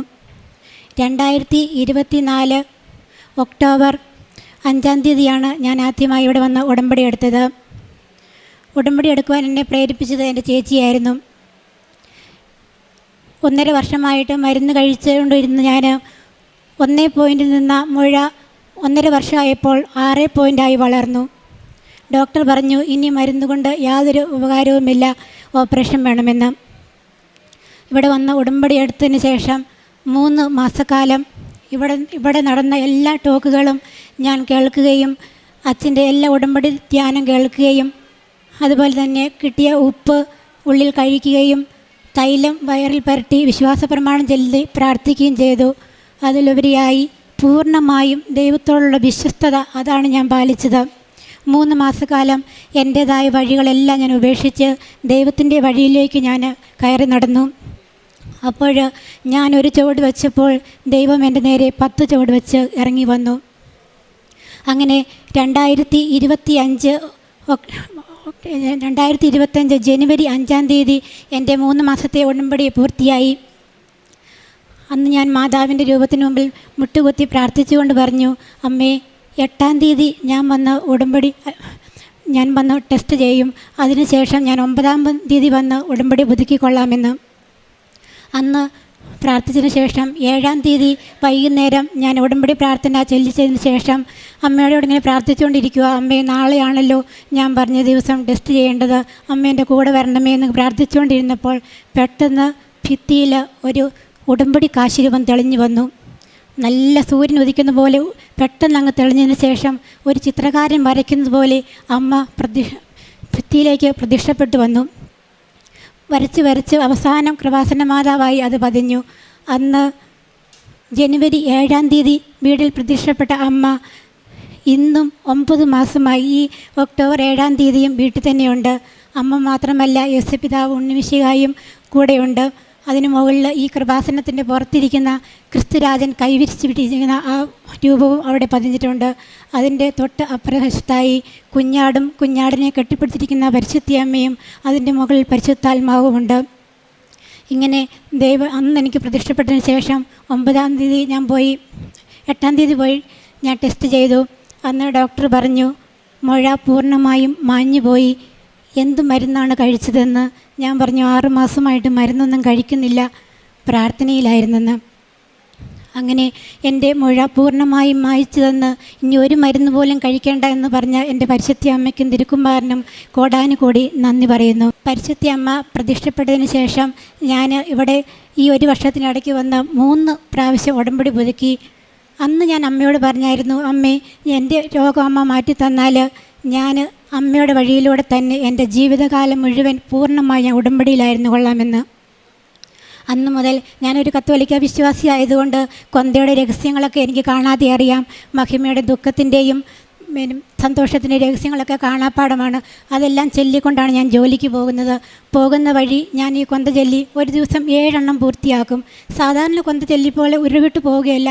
കർത്താവിൻ്റെ പീഡാനുഭവങ്ങൾ അതുപോലെ ഓരോ രഹസ്യങ്ങളെല്ലാം ധ്യാനിച്ചാണ് ഞാൻ പോണത്. നടക്കുന്ന വഴിയിൽ ആരോടും കൂട്ടുകൂടുവാനോ ആരെയും നോക്കുവാനോ ഒന്നും പോകാറില്ല. കാരണം ദൈവത്തിൻ്റെ വഴിയിലൂടെയല്ലേ ഞാൻ നടക്കുന്നത്. അപ്പം പിന്നെ മറ്റുള്ളവരെ നോക്കേണ്ട കാര്യമില്ലല്ലോ. അങ്ങനെ ഓരോ ദിവസവും നടക്കുമ്പോൾ പിന്നെ എനിക്ക് ഈ ഒരു ചിത്രശലഭം എൻ്റെ കൂടെയായി. രാവിലെ ഞാൻ വീട്ടിൽ നിന്ന് ഇറങ്ങുമ്പോൾ ഈ ചിത്രശലഭം വീടിന് മുറ്റത്ത് കാവൽ നിൽക്കും, ഒരു വെള്ള ചിത്രശലഭം. അവിടെ നിന്ന് എന്നെ ജോലി സ്ഥലം വരെ ഏകദേശം അനുഗമിക്കും. അതിനുശേഷം തിരിച്ച് വീട്ടിൽ കൊണ്ടുവരുമ്പോഴും ഇങ്ങനെ തന്നെ സംഭവിക്കുന്നു. ഒരു ദിവസം ഒരു ഇടവഴിയിൽ കൂടെ നടക്കേണ്ടി വന്നപ്പോൾ ഞാൻ അല്പസമയം മഴക്കാലമായതുകൊണ്ട് അല്പശകലം പാമ്പൊക്കെ ഉള്ള വഴിയാണ്, ഒന്ന് നിന്നു. പെട്ടെന്ന് ചിത്രശലഭം മുന്നിൽ വന്നു. 2 പ്രാവശ്യം അവിടെ തന്നെ ഇരുന്നു. അപ്പം ഞാൻ ഓർത്തു ഇതൊരു ചിത്രശലഭമല്ലേ, ഒന്ന് ഒരു ഫോട്ടോ എടുത്താക്കാമെന്ന് ഓർത്തു. അവിടെ നിന്ന് 2 ഫോട്ടോ എടുത്തു. അതിനുശേഷം ഈ ചിത്രശലഭം എൻ്റെ മുന്നിൽ നടന്നു. അങ്ങനെ താഴെ നല്ല വഴി വരെ എന്നെ കൊണ്ടുപോയി വിട്ടു. തിരിച്ച് ചിത്രശലഭം പോയി കഴിഞ്ഞപ്പോൾ ഞാൻ ആ ഫോട്ടോ എടുത്ത് നോക്കി. പരിശുദ്ധ അമ്മയുടെ രൂപമായിരുന്നു അത്. ഇന്നും എൻ്റെ ആ ഫോട്ടോ കയ്യിലുണ്ട്. അതുപോലെ തിരി കത്തിച്ച് പ്രാർത്ഥിക്കുമ്പോൾ ഓരോരോ രൂപത്തിൽ പരിശുദ്ധ അമ്മ എൻ്റെ ഈ തിരിയിൽ പ്രത്യക്ഷപ്പെടുമായിരുന്നു. ആ ഫോട്ടോകളെല്ലാം ഞാൻ സ്റ്റുഡിയോയിൽ പോയി എടുത്ത് കോപ്പിയായിട്ട് കൊണ്ടുവന്നിട്ടുണ്ട്. കാണുന്നവർക്ക് കാണാം. അത്രയേറെ നമ്മളെ കൂടെ നടത്തുന്ന ഒരു അമ്മയാണ് നമ്മുടെ കൂടെ ഉള്ളതെന്നുള്ള വിശ്വാസം. അത് കഴിഞ്ഞ് ഈ കൊന്ത ചൊല്ലി ഒരു ദിവസം കയറി വന്നപ്പോൾ ആകാശത്തിലേക്ക് പെട്ടെന്ന് നോക്കുക എന്ന് പറഞ്ഞു. റാന്നി ടൗണിൽ തന്നെയാണ് എൻ്റെ വീട്. അവിടുന്ന് 5 മിനിറ്റ് നടക്കാനേ ഉള്ളൂ. അവിടെ നിന്ന് കയറി വന്ന സമയത്ത് പൊക്കത്തോട്ട് നോക്കുക എന്ന് പറഞ്ഞു. സൂര്യൻ അസ്തമിച്ചിരിക്കുന്ന സമയമായിരുന്നു അത്. പൊക്കത്തോട്ട് നോക്കിയപ്പോൾ സൂര്യൻ അസ്തമിക്കുന്ന അവിടെ തന്നെ യേശുവിൻ്റെ തിരുമുഖം എനിക്ക് കാണപ്പെട്ടു. എൻ്റെ മൊബൈൽ കൊണ്ട് ഞാൻ ഫോട്ടോ എടുത്തു. സാധാരണ അത്രയോ അകലേക്ക് ഒരു ഫോട്ടോ കിട്ടുവാൻ വഴി കുറവായിരുന്നു. പക്ഷേ എൻ്റെ യേശു എനിക്ക് ആ രൂപം പതിച്ചു തന്നു. അതും എൻ്റെ ഫോണിലുണ്ട്. അങ്ങനെ ഓരോ ദിവസവും ഞാൻ ദൈവകൃപയിൽ വളർന്നുകൊണ്ടിരുന്നു. കൂടുതലായി എനിക്ക് പറയാനുള്ളത്, ഉടമ്പടി എടുത്തിട്ട് നമുക്ക് യാതൊരു കാര്യവുമില്ല. ഉടമ്പടിയിൽ ജീവിക്കുമ്പോഴാണ് ദൈവം നമ്മുടെ കൂടെ വരിക എന്നത്. 100% വിശ്വസ്തത നമ്മൾ പുലർത്തുന്നുവോ, അപ്പോൾ ദൈവം നമ്മുടെ കൂടെ ഇറങ്ങി വരും, നമ്മളെ അനുഗ്രഹിക്കും. നമ്മൾ നമ്മുടേതായ വഴികൾ വിട്ട് ദൈവത്തിൻ്റെ വഴിയിലേക്ക് നടന്നങ്ങളേ പറ്റുള്ളൂ. അല്ലാതെ ഉടമ്പടി എടുത്തിട്ട് ഞാൻ ദൈവം എന്നെ അനുഗ്രഹിച്ചില്ല എന്ന് പറഞ്ഞിട്ട് കാര്യമില്ല. ദൈവത്തിൻ്റെ വഴിയിലൂടെ നമ്മൾ നടക്കുമ്പോൾ ദൈവം അതിൻ്റെ ഇരട്ടിയായി നമ്മുടെ വഴിയിലൂടെ കടന്നു വരുമെന്നാണ് എനിക്ക് പറയാനുള്ളത്. അതുപോലെ തന്നെ വേറൊരു അനുഗ്രഹം എന്ന് പറഞ്ഞാൽ, ഉപ്പും തൈലവും വെച്ച് ഞാൻ രോഗികളെ സന്ദർശിക്കാൻ പോകുമ്പോഴെല്ലാം അവർക്ക് കൊടുക്കും. അതുപോലെ എൻ്റെ ഹസ്ബൻഡിന് ചെറിയൊരു കിഡ്നി സ്റ്റോൺ ഉണ്ടായിരുന്നു, അതിന് ഞാൻ പരട്ടി കൊടുത്തു. ഇതുവരെ വേദനയുണ്ടെന്ന് പറഞ്ഞിട്ടില്ല. അങ്ങനെ പിന്നെ പ്രേക്ഷിത പ്രവർത്തനം എന്ന് പറഞ്ഞാൽ, ഞാൻ നടക്കുന്ന വഴികളിൽ ഈ വേദനിക്കുന്ന മക്കൾക്ക് എൻ്റെ ശമ്പളത്തിൽ നിന്ന് ഒരു ഓഹരി ഞാൻ കൊടുക്കാറുണ്ട്. വിശന്ന് നിൽക്കുന്ന രോഗികളെയോ അല്ലെങ്കിൽ പാവങ്ങളെ കാണുമ്പോൾ എൻ്റെ കൂടെ ഭക്ഷണം കഴിക്കാൻ ഞാൻ കൂടി കൊണ്ടുപോയിട്ടുണ്ട്. അതുപോലെ പൊതിച്ചോറുണ്ടാക്കി കൊടുത്തിട്ടുണ്ട്. അങ്ങനെ ഓരോരോ പ്രവർത്തനങ്ങളിലും കണ്ടുമുട്ടുന്ന വ്യക്തികളിലെല്ലാം പരിശുദ്ധ അമ്മയെക്കുറിച്ച് പറയുവാൻ ഞാൻ താല്പര്യം കാണിക്കുകയും ഉടമ്പടി എടുക്കുവാൻ പ്രേരിപ്പിക്കുകയും ചെയ്തിട്ടുണ്ട്. എൻ്റെ വീട്ടിൽ തന്നെ ഇപ്പം 4 പേര് ഉടമ്പടിയിലാണ്. എൻ്റെ പ്രായമായ 75 വയസ്സിന് മുകളിലുള്ള മാതാപിതാക്കന്മാരെ ഇവിടെ കൊണ്ടുവന്ന് കാലുകുത്തിച്ച് അമ്മയുടെ അനുഗ്രഹം കൊടുക്കുവാൻ എനിക്ക് സാധിച്ചിട്ടുണ്ട്. ബൈബിളിൽ ഇങ്ങനെ ഒരു വാക്യം പറയുന്നുണ്ട്, സങ്കീർത്തനം 17:15, നീതിയിൽ ഞാൻ അവിടുത്തെ മുഖം കാണും, ഉണരുമ്പോൾ ഞാൻ അവിടുത്തെ രൂപം കണ്ട് തൃപ്തി അടയുമെന്ന്. എൻ്റെ ജീവിതത്തിൽ ഇപ്പോൾ സംഭവിച്ചുകൊണ്ടിരിക്കുന്നത് ഇതാണ്. രാവിലെ ഞാൻ 4:30 എഴുന്നേൽക്കും, ദൈവത്തോട് ചേർന്ന് പ്രാർത്ഥിക്കും. ഞാൻ ആദ്യം കാണുന്നത് എൻ്റെ വീട്ടിൽ പ്രതിഷ്ഠപ്പെട്ടിരിക്കുന്ന യേശുവിനെയും തിരുക്കുമാരനെയൊക്കെയാണ്. അവർക്ക് ഗുഡ് മോർണിംഗ് ഒക്കെ പറഞ്ഞ് ആദ്യത്തെ ദിവസം ആരംഭിക്കും. അരമണിക്കൂർ അവിടെ നിന്ന് പ്രാർത്ഥിക്കും, കൊന്ത ചെല്ലും. ലോകം മുഴുവനും വേണ്ടി ഞാൻ പ്രാർത്ഥിക്കും. ഇവിടെ ഉടമ്പടി എടുക്കാൻ വരുന്നവർക്ക് വേണ്ടിയും, ഉടമ്പടിയിൽ ഇവിടെ ഇരുന്ന് പ്രാർത്ഥിക്കാൻ വരുന്ന മക്കൾക്ക് വേണ്ടിയും, ലോകം മുഴുവനുള്ള ഓരോ മക്കൾക്ക് വേണ്ടിയും പ്രാർത്ഥിക്കും. അതിനുശേഷമാണ് ഞാൻ ഇവിടുത്തെ ഉടമ്പടി പ്രാർത്ഥന ചെയ്ത് കൂടുന്നത്, രാവിലത്തെ പ്രതിഷ്ഠീകരണ പ്രാർത്ഥന ചെല്ലുന്നത്.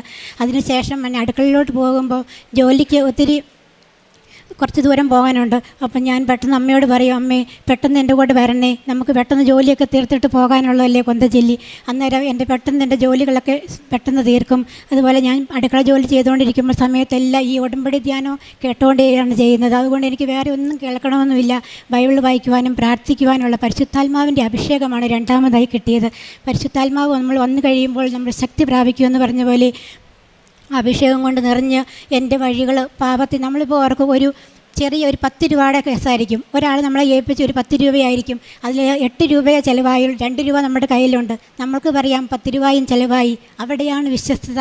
കൊച്ചു കാര്യങ്ങൾ നമ്മൾ വിശ്വസ്തത പുലർത്തുമ്പോൾ വലിയ കാര്യങ്ങൾ ദൈവം നമ്മെ ഏൽപ്പിക്കുമെന്ന് പറയുന്നത്.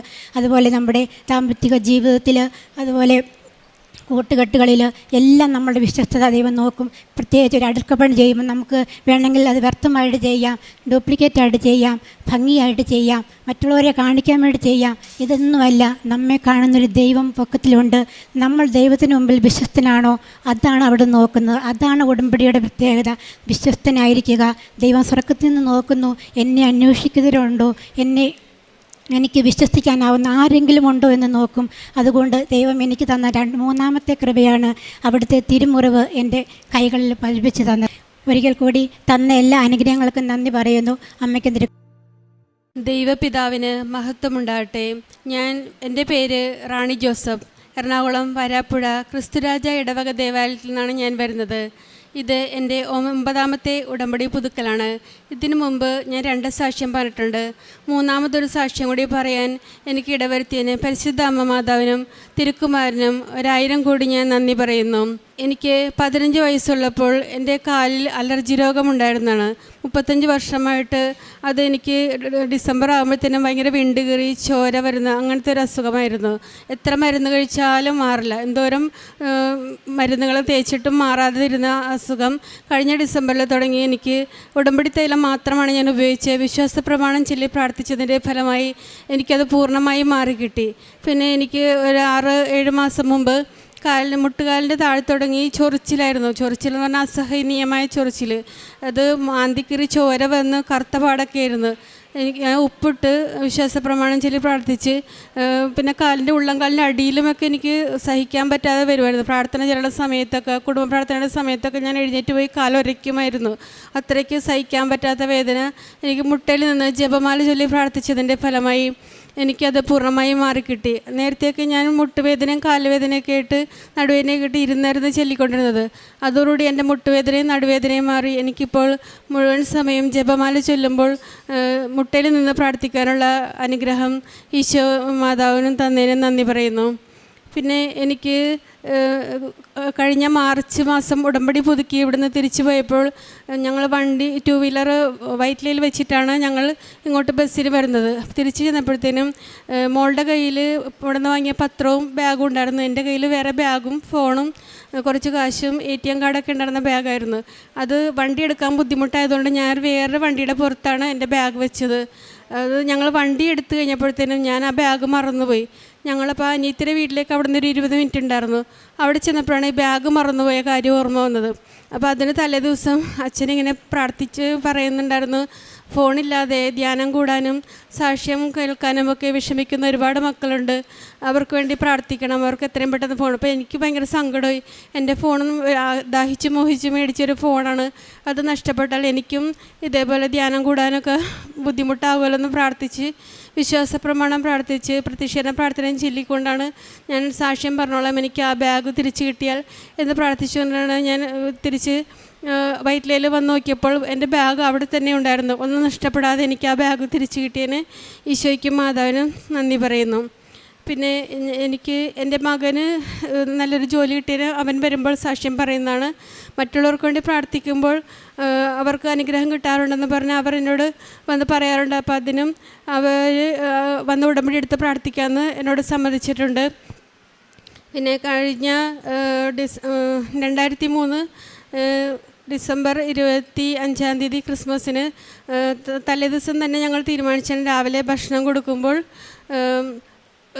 രാവിലത്തെ ഭക്ഷണം കൊടുക്കാം, അപ്പോൾ അത് വിളമ്പി കൊടുക്കാമെന്നാണ് വിചാരിച്ചത്. ഫുഡ് കൊടുക്കുമ്പോൾ അങ്ങനെ കൊടുക്കുന്ന സമയത്ത് കുറച്ച് പേരെ ഒന്നിച്ചിരുത്തി ഞങ്ങൾ വിളമ്പിയൊക്കെ കൊടുത്തു കഴിഞ്ഞപ്പോൾ രാവിലെ ഞാനിങ്ങനെ ഉറക്കൊഴിഞ്ഞിട്ടപ്പോൾ മാതാവിനെയും ഉണ്ണീശോനെയും കാണണമെങ്കിൽ ഒരു സ്ത്രീയും അമ്മയും കുഞ്ഞുമായിട്ട് വരുമ്പോൾ അത് മാതാവ് ഉണ്ണീശോയുമാണെന്ന് കരുതി ഞാൻ അവർക്ക് ഭക്ഷണം കൊടുക്കും എന്നൊക്കെ ഞാനിങ്ങനെ മനസ്സിൽ വിചാരിച്ച്. പക്ഷെ ഞാനത് മോളോട് പറഞ്ഞിട്ടുണ്ടായിരുന്നില്ല. അത് കഴിഞ്ഞ് ഞങ്ങൾ ഭക്ഷണമൊക്കെ കൊടുത്തു കഴിഞ്ഞ് തിരിച്ചു പോരുമ്പോൾ പള്ളിയിലാണ് വണ്ടി വെച്ചിരുന്നത്. അപ്പോൾ അതിസുന്ദരിയായ ഒരു യുവതി ഷോളൊക്കെ പൊതിഞ്ഞ് കയ്യിലൊരു കൈക്കുഞ്ഞിനെയുമായിട്ട് ഞങ്ങളുടെ ഓപ്പോസിറ്റ് ഭയങ്കര സ്പീഡിൽ ഒറ്റയ്ക്കാണ് വരുന്നത്, കുഞ്ഞിനെ മാത്രം എടുത്തുകൊണ്ട്. അപ്പോൾ ഞാൻ ഞങ്ങളെ നോക്കിയപ്പോൾ മുഖത്തുനിന്ന് കണ്ണെടുക്കാൻ തോന്നിയില്ല, എന്നെ തന്നെ നോക്കുന്നുണ്ടായിരുന്നു. അപ്പോൾ കടന്നു പോയി കഴിഞ്ഞപ്പോൾ എനിക്ക് അത് മാതാവാണെന്ന് ഞാൻ മോളോട് പറഞ്ഞു, അത് മാതാവ് ഉണ്ണീശോയാണെന്ന് പറഞ്ഞു. അങ്ങനെ ഞങ്ങൾ രണ്ടുപേരും ഒപ്പം തിരിഞ്ഞു നോക്കിയപ്പോൾ അത്രയും നേരം ഇങ്ങനെ പിടിച്ചിരുന്ന കുഞ്ഞിനെ പെട്ടെന്ന് ഇങ്ങനെ ഉണ്ണീശോയെ മാതാവ് പിടിക്കുന്നത് പോലെ പിടിച്ചിട്ടുണ്ടായിരുന്നു. അപ്പോൾ ഞാൻ പറഞ്ഞു, നമ്മുടെ കയ്യിലൊന്നുമില്ലല്ലോ, വണ്ടിയിൽ പൈസ ഉണ്ട്, അപ്പോൾ എന്തെങ്കിലും വാങ്ങിച്ചു കൊടുക്കുക എന്ന് വിചാരിച്ച് വീണ്ടും നോക്കിയപ്പോൾ ആളെ കാണുന്നില്ല. അത് കഴിഞ്ഞ് അപ്പോൾ മാതാവിന് നല്ല പൊക്കമുണ്ടായിരുന്നു. അപ്പോൾ എനിക്ക് സംശയം ഉണ്ടായിരുന്നു അത് മാതാവ് തന്നെ ആയിരിക്കുമെന്ന്. അത് ഞങ്ങളിവിടെ വന്ന് പ്രാർത്ഥിച്ച് ഞങ്ങൾക്കത് മാതാവ് തന്നെയാണെങ്കിൽ സുഗന്ധാഭിഷേകം ലഭിക്കണമെന്ന് പ്രാർത്ഥിച്ചു. അപ്പോൾ ഞങ്ങൾക്ക് രണ്ടുപേർക്കൊപ്പം സുഗന്ധാഭിഷേകം കിട്ടി. പിന്നെ അച്ഛൻ്റെ ഡോക്കളച്ഛൻ പറഞ്ഞിട്ടുണ്ട് മാതാവിന് നല്ല പൊക്കമുണ്ട്, അച്ഛനും കണ്ടിട്ടുണ്ടെന്ന് അങ്ങനെയൊക്കെ പറഞ്ഞപ്പോൾ അത് പൂർണ്ണമായി ബോധ്യപ്പെട്ടു. പിന്നെ പത്രങ്ങൾ വിതരണം ചെയ്യുമ്പോൾ ഓരോ വീടുകളിലും ഹോസ്പിറ്റലിലും ഒക്കെ പോയിട്ട് ആണ് ചെയ്യുന്നത്. അങ്ങനെ പല പല സ്ഥലങ്ങളിൽ നിന്ന് എനിക്ക് ഒരുപാട് പഴയ പത്രങ്ങൾ കിട്ടിയിരുന്നു. അത് വീടുകളിൽ കൊടുക്കാൻ പറ്റില്ല. അപ്പോൾ ഞാൻ അത് എവിടെ കൊടുക്കുമെന്ന് ഇങ്ങനെ ആലോചിച്ച് അന്നേരം എനിക്ക് കഴിഞ്ഞ ഒക്ടോബറിലാണ്, നല്ല ജോലിയുള്ള സമയത്തായിരുന്നു. അപ്പോൾ ഞാൻ ജോലി കഴിഞ്ഞിട്ട് വണ്ടി എടപ്പള്ളി കൊണ്ട് വെച്ചിട്ട് റോഡ് സൈഡുകളിലും ബസ് സ്റ്റോപ്പുകളിലും അങ്ങനെ എല്ലായിടത്തും കൊടുക്കാമെന്ന് ഞാൻ വിചാരിച്ച് പത്രം എടുത്ത് കൈ പിടിച്ചാൽ എപ്പോഴും ഓരോ പത്രം കൊടുക്കുമ്പോൾ ആകാശത്തേക്ക് നോക്കി ഞാൻ അവർക്ക് അനുഗ്രഹം കിട്ടണമെന്ന് പ്രാർത്ഥിക്കും. വിശ്വാസ പ്രമാണം ചൊല്ലി തൈലം തൂർത്തിട്ടാണ് ഞാൻ വീട്ടിൽ നിന്ന് എല്ലാ പത്രങ്ങളും തയ്യാറാക്കി കൊണ്ടുവരുന്നത്. ഓരോരുത്തർക്കും കൊടുക്കുമ്പോൾ ഞാൻ അങ്ങനെ പ്രാർത്ഥിച്ചിട്ടാണ് കൊടുക്കുന്നത്.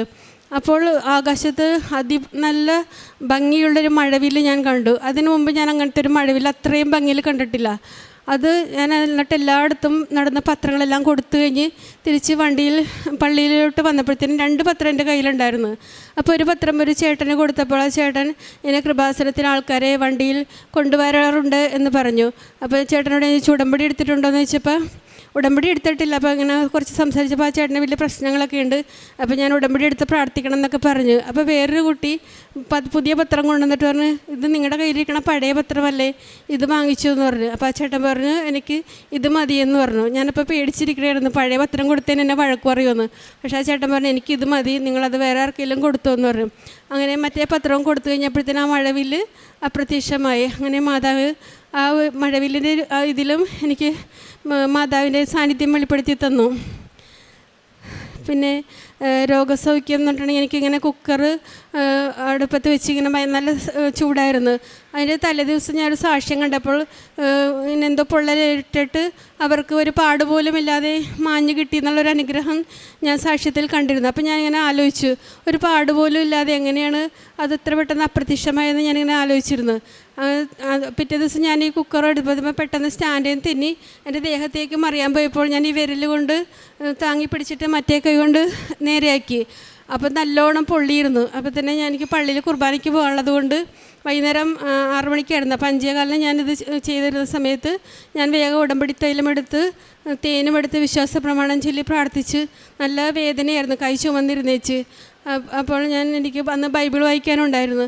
അപ്പോൾ ഞാൻ പറഞ്ഞു, എൻ്റെ വേദന മാറ്റിത്തരണേ ഈശോ എന്ന് പ്രാർത്ഥിച്ച് പള്ളിയിൽ ചെന്ന് കുർബാന തുടങ്ങിയപ്പോൾ ഞാൻ ഈ വേദന മറന്നുപോയി. പിന്നെ തിരിച്ചു വന്നപ്പോഴാണ് കയ്യിൽ നോക്കുമ്പോൾ ചുവന്ന പാടുണ്ട്. പിറ്റേ ദിവസം നോക്കിയപ്പോൾ ഒരു പാടുപോലും ഇല്ലാതെ എനിക്കത് സുഖപ്പെടുത്തി തന്ന ഈശോയ്ക്കും മാതാവിനും നന്ദി പറയുന്നു. പിന്നെ ഞങ്ങൾ വഴിയരികിലുള്ള എല്ലാവർക്കും ഭക്ഷണം കൊടുക്കാറുണ്ട്. ഞങ്ങൾ രാവിലെ ഞങ്ങളുടെ പള്ളിയിലെ ഫ്രണ്ടിൽ ഒരു അമ്മച്ചി, മാനസിക വെല്ലുവിളി നേരിടുന്നൊരു അമ്മച്ചിയുണ്ട്. അവർക്ക് ഞങ്ങൾ എല്ലാ ദിവസവും രാവിലത്തെ ഭക്ഷണം കൊടുക്കാറുണ്ട്. പിന്നെ ഓർഫനേജുകളിൽ പോകാറുണ്ട്, അവിടെ ക്ലീൻ ചെയ്യാറുണ്ട്, അവർക്ക് ഭക്ഷണ സാധനങ്ങളൊക്കെ വാങ്ങിക്കൊടുക്കാറുണ്ട്. പിന്നെ എല്ലാ വീടുകളിലും പത്രവിതരണം ചെയ്യാറുണ്ട്. എല്ലാ ദിവസവും അച്ഛൻ്റെ ഡെയിലി ബ്രെഡ് കൂടാറുണ്ട്, ഷെയർ ചെയ്യാറുണ്ട്. ഓൺലൈൻ ഉടമ്പടി ധ്യാനം എല്ലാ ചൊവ്വാഴ്ചയും മുടങ്ങാതെ കൂടാറുണ്ട്. നേരത്തെയൊക്കെ ആഴ്ചകളിലാണ് ഞാൻ കൂടിക്കൊണ്ടെന്ന് വെച്ചത്, ജോലിയുള്ള സമയങ്ങളിലൊക്കെ. അപ്പോൾ കുറച്ചൊക്കെ കാണുന്നു. ഇപ്പോൾ എനിക്ക് ചൊവ്വാഴ്ച തന്നെ അത് മുഴുവൻ കൂടിയില്ലെങ്കിൽ വല്ലാത്തൊരു വിഷമമാണ്. അപ്പോൾ ഞാൻ ആ ചൊവ്വാഴ്ച തന്നെ അത് ആ സമയത്ത് തന്നെ ലൈവായിട്ട് തന്നെ കൂടി തീർക്കാനായിട്ടാണ് എനിക്കിഷ്ടം. അങ്ങനെ ചെയ്യാറുണ്ട്. പിന്നെ ഒരു കുർബാന പോലെ എനിക്ക് ഇന്നേവരെ മുടങ്ങേണ്ടി വന്നിട്ടില്ല. ഇപ്പം ഞാൻ 2.5 വർഷമായി ഉടമ്പടി എടുത്തിട്ട്. എൻ്റെ ഏറ്റവും പ്രാർത്ഥന അതാണ്, ഒരു കുർബാന മുടങ്ങാതെ എനിക്ക് എല്ലാ ദിവസവും പള്ളിയിൽ പോകാൻ സാധിക്കണമെന്ന് എപ്പോഴും ഞാൻ ദൈവത്തോട് പ്രാർത്ഥിക്കാറുണ്ട്. പിന്നെ ഞങ്ങൾ എല്ലാ ദിവസവും ഞങ്ങൾ 2 പേരും എല്ലാ കാര്യങ്ങളും ചെയ്യണം. എൻ്റെ മോൾ ഉടമ്പടി എടുത്തിട്ടുള്ളതാണ്. എൻ്റെ മക്കളെയും എൻ്റെ കുടുംബത്തെയും എപ്പോഴും ഉടമ്പടി സാക്ഷികളാക്കി ജീവിക്കാൻ സാധിക്കണമെന്നാണ് എൻ്റെ എപ്പോഴുള്ള പ്രാർത്ഥന. ഞങ്ങൾ എല്ലാ ദിവസവും ഉച്ചയ്ക്ക് 2 മണി തുടങ്ങി 3:15 വരെ പ്രാർത്ഥന ചെല്ലാറുണ്ട്. അപ്പോൾ 2 മണിക്ക് കൊന്ത ചെല്ലും. പിന്നെ പ്രത്യക്ഷീകരണ പ്രാർത്ഥന, വജ്ര ജപമാല, പിന്നെ സ്വസ്ത്രഗീതം, 3 മണിയുടെ പ്രാർത്ഥന, ഇതെല്ലാം എല്ലാ ദിവസവും ചെല്ലും. സ്വസ്ത്രഗീതം പാടും. അപ്പോൾ ഈ സമയങ്ങളിൽ ഇവിടുത്തെ കൃപാസനത്തിൽ എല്ലാ ദിവസവും ഉടമ്പടി എടുക്കാൻ വന്നവർക്കും, ഒരു ദിവസവും ഉടമ്പടി പുതുക്കാൻ വേണ്ടി വന്നവർക്കും, ഉടമ്പടി ഇട്ടിട്ട് പോയിട്ടുള്ളവർക്കും, അച്ഛൻ്റെ എല്ലാ നിയോഗ പ്രാർത്ഥനകൾക്കും, ഇവിടെ അച്ഛനെ കാണാൻ വരുന്ന എല്ലാ രോഗികൾക്കും വേണ്ടി എല്ലാ ദിവസവും ഞങ്ങൾ പ്രാർത്ഥിക്കാറുണ്ട്. പിന്നെ ഇത്രയും അനുഗ്രഹങ്ങൾ, ഓരോരുത്തരുടെ സാക്ഷ്യങ്ങൾ കാണുമ്പോൾ ഞാൻ കരഞ്ഞു പോയിട്ടുണ്ട് പലപ്പോഴും. എത്രയോ ദുരിതങ്ങളിൽ കൂടി കടന്നു പോകുന്ന എത്ര മക്കളാണുള്ളത്. അപ്പോൾ അവരെ ദൈവം എത്രയോ സംരക്ഷണത്തിലാണ് അവരെ സുഖപ്പെടുത്തുന്നതും അവരുടെ കാര്യങ്ങൾ നടത്തുന്നവർക്കുമ്പോൾ എനിക്ക് ഒരുപാട് സങ്കടവും സന്തോഷവും തോന്നാറുണ്ട്. ദൈവം ഇത്രയേറെ അനുഗ്രഹങ്ങൾ നൽകിയ എനിക്കും ഉടമ്പടി എടുത്ത് പ്രാർത്ഥിക്കുന്ന എല്ലാവർക്കും ദൈവാനുഗ്രഹങ്ങൾ ധാരാളം ഉണ്ടാകട്ടെ എന്ന് പ്രാർത്ഥിക്കുന്നു. ഇത്രയും അനുഗ്രഹങ്ങൾ നൽകിയ അമ്മയ്ക്കും തിരുക്കുമാരനും കോടാനുകോടി നന്ദി പറയുന്നു. ഇവിടെ നിന്ന് പ്രാർത്ഥിക്കുന്ന നിങ്ങൾ ഓരോരുത്തരെയും ദൈവം അനുഗ്രഹിക്കട്ടെ. ഇവിടെ വർക്ക് ചെയ്യുന്ന എല്ലാവരെയും, ജോസഫച്ചൻ്റെ കൂടെയുള്ള എല്ലാ പ്രവർത്തകരെയും, അച്ഛന്മാരെയും, എല്ലാ സ്റ്റാഫംഗങ്ങളെയും ദൈവം ധാരാളമായി അനുഗ്രഹിക്കട്ടെ എന്ന് പ്രാർത്ഥിക്കുന്നു. പരിശുദ്ധ പരമ ദിവ്യഗാനത്തിന് എന്നേരവും ആരാധനയും സ്തുതിയും പുകഴ്ചയും ഉണ്ടായിരിക്കട്ടെ. ഈശംശായിരിക്കും സ്തുതിയായിരിക്കട്ടെ. എൻ്റെ പേര് ജിതേഷ്. തൃശ്ശൂർ പൊങ്ങണങ്കാട് ഇടവയിൽ നിന്നാണ് വരുന്നത്. എൻ്റെ ഭാര്യ നീന, മൂത്ത മകള് ഏന, ഇപ്പോൾ ജനിച്ചത് ആൻ്റോണിയ. അങ്ങനെ ഞങ്ങൾ ഇതാണ് കുടുംബമായിട്ട് ജീവിക്കുന്നത് ഇപ്പോൾ. അതേപോലെ തന്നെ ഞങ്ങളുടെ കല്യാണം കഴിഞ്ഞിട്ട് 7 വർഷമായിട്ടാണ് ഞങ്ങൾക്ക് മൂത്ത മകളെ കിട്ടിയത്. വളരെയധികം ക്ലേശത്തോടും അതുപോലെ തന്നെ അതിന് മുമ്പ് 3 അബോർഷനായിട്ട് പോയിട്ടുണ്ട്. അതുപോലെ തന്നെ അങ്ങനെ വളരെയധികം ബെഡ് റെസ്റ്റ് ആയിരുന്നു. അതായത് ഒരു ദിവസം പോലും അനങ്ങാൻ പറ്റാത്ത പോലെ റെസ്റ്റ് ചെയ്തിട്ടാണ് അവളെന്നെ കിട്ടിയത്. അപ്പോൾ അന്ന് ഞങ്ങൾ ഇതോടുകൂടി ഒരെണ്ണം തന്നെ ഉണ്ടാവുള്ളൂ എന്നുള്ള പ്രതീക്ഷയുണ്ടായിരുന്നു. അങ്ങനെ അത് കഴിഞ്ഞു. അങ്ങനെ അവൾ ജനിച്ചു. അവൾക്കിപ്പോൾ 13 വയസ്സായി. 13 വയസ്സായിട്ട് എൻ്റെ ഫ്രണ്ട് മുഖേനയാണ് ഞാൻ അറിയുന്നത് കൃപാസനത്തെ പറ്റി, ഇവിടുത്തെ ആലയത്തെ പറ്റിയിട്ട്. അങ്ങനെ ഞാൻ എൻ്റെ ഫാമിലി ഒരുമിച്ച് 2023 നവംബറിൽ ഇവിടെ വന്നു. ഇവിടെ വന്നിട്ട് ജസ്റ്റ് ഇവിടുത്തെ കാര്യങ്ങളൊക്കെ പഠിക്കുകയും കാര്യങ്ങളൊക്കെ ചെയ്തു.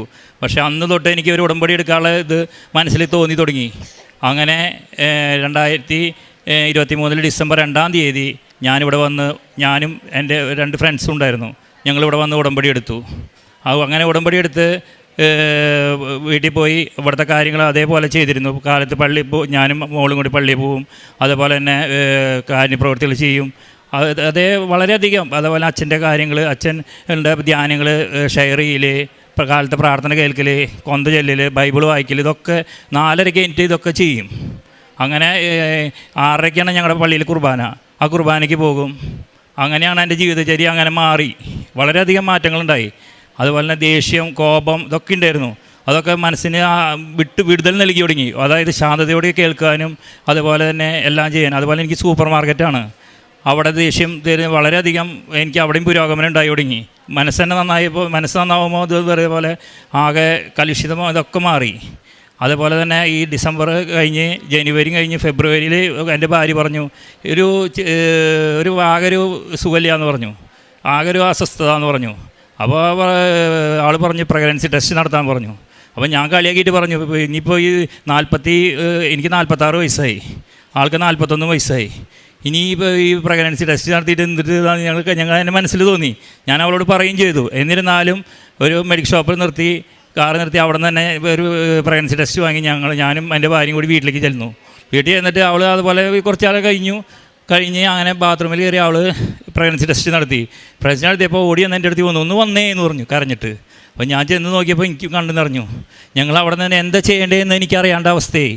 കാരണം അതേപോലത്തെ ഒരു അവസ്ഥ. അതായത് ഉടമ്പടി എടുത്തിട്ട് ജനുവരിയിലാണ് ഉണ്ടായിട്ടുള്ളത്. ഞങ്ങൾ ഫെബ്രുവരിയിൽ അറിയുന്നത്. എന്നിട്ട് അങ്ങനെ തന്നെ ഡോക്ടറെ അടുക്കി പോയി. അങ്ങനെ കുറേ കഴിഞ്ഞാൽ എന്താ ചെയ്യണമെന്നൊരു ഐഡിയ ഇല്ലാതായി. ഞങ്ങൾക്ക് തന്നെ ഒരു മനസ്സിന് എന്തോ ഞങ്ങൾ നേരെ പള്ളിയിലേക്ക് പോയി. അടുത്തുള്ള പള്ളിയിൽ പോയി കരഞ്ഞ് അവിടെ നിന്ന് പ്രാർത്ഥിച്ചു.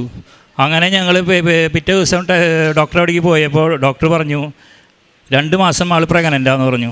അപ്പോൾ അതിന് മുമ്പ് ആൾ ജോലിക്ക് പോകുമ്പോൾ ബൈക്കുമ്മേൽ പോകണ്ടായിരുന്നേ. റോഡ് കുണ്ടും കുഴിയും ഒക്കെ ഉണ്ട്.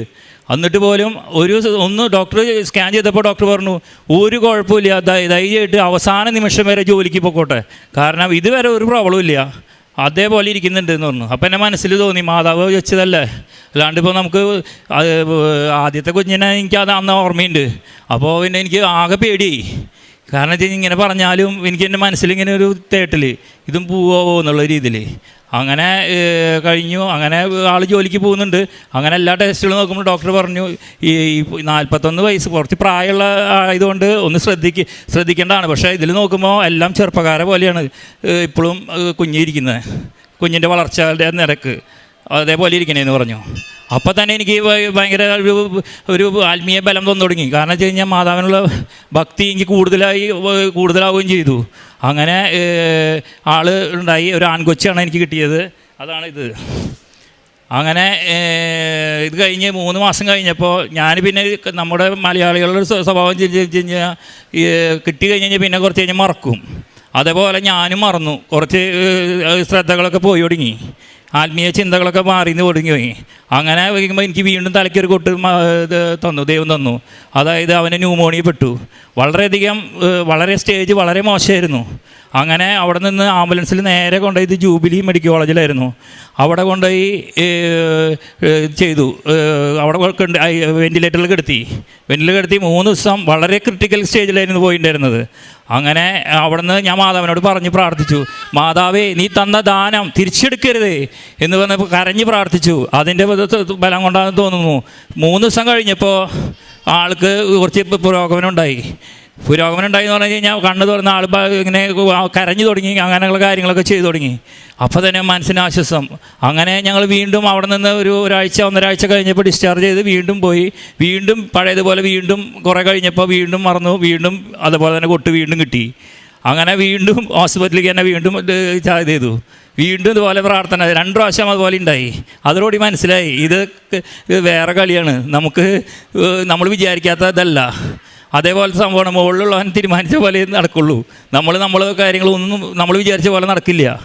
ആളെന്താണ് വിചാരിക്കുന്നത് നടക്കുന്നത്, എനിക്ക് അങ്ങനെ തോന്നി. അങ്ങനെ വീണ്ടും പ്രാർത്ഥനയോട് കൂടിയിട്ടും അതുപോലെ തന്നെ തൈലം ഞാൻ അന്ന് ഹോസ്പിറ്റലിൽ കിടന്നപ്പോൾ, കൊച്ചി കിടന്നപ്പോൾ അവൻ്റെ തലയിൽ ഇന്നും തൈലം അഭിഷേകം ചെയ്തിരുന്നു.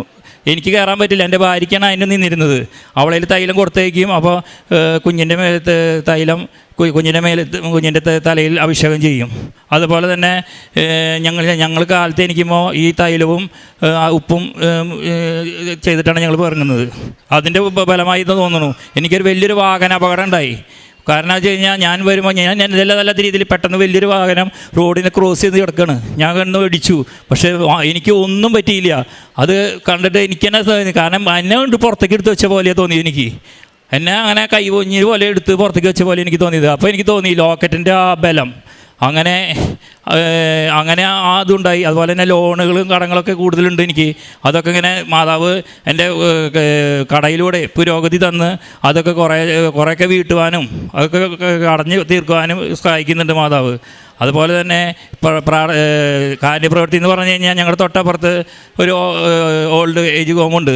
അവിടെ എല്ലാ അരി കൊണ്ടു കൊടുക്കും. അതുപോലെ തന്നെ ഞാൻ സൂപ്പർ മാർക്കറ്റ് ആയതുകൊണ്ട് കിറ്റുകൾ മാസം കിറ്റുകൾ ചില പാവങ്ങൾക്ക് അവിടെ ഉണ്ട്, സ്ഥിരമായിട്ട് കിറ്റുകൾ കൊണ്ടു കൊടുക്കും. അതുപോലെ തന്നെ പത്രങ്ങൾ അവിടെ വിതരണം ചെയ്യും.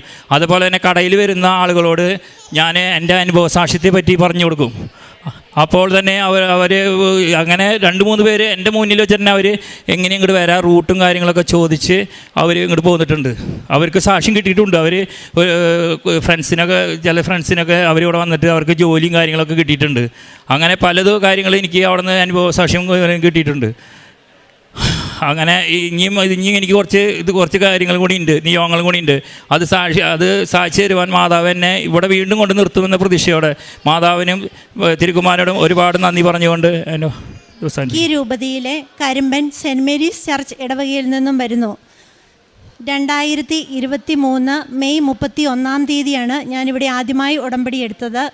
ഉടമ്പടി എടുക്കാനുണ്ടായ സാഹചര്യം എന്ന് പറയുന്നത് എൻ്റെ ഹസ്ബൻഡിന് നടുവിന് വേദനയും കാലിന് വേദനയുമായിരുന്നു. അപ്പോൾ ഞങ്ങൾ ഹോസ്പിറ്റലിൽ ചെന്ന് കഴിഞ്ഞാൽ ബ്ലഡ് ടെസ്റ്റും MRI എല്ലാം ചെയ്ത് കഴിഞ്ഞപ്പോൾ ക്യാൻസർ ആണെന്ന് ഡോക്ടർ പറഞ്ഞു. ഞങ്ങളിത് കേട്ടപ്പോൾ ആകെ തകർന്ന് കരഞ്ഞ് ആ അവസ്ഥയിൽ ഇറങ്ങി അടുത്തുള്ള മുതലക്കുടം ഹോളി ഫാമിലി പള്ളിയിൽ പോയി പ്രാർത്ഥിച്ചു.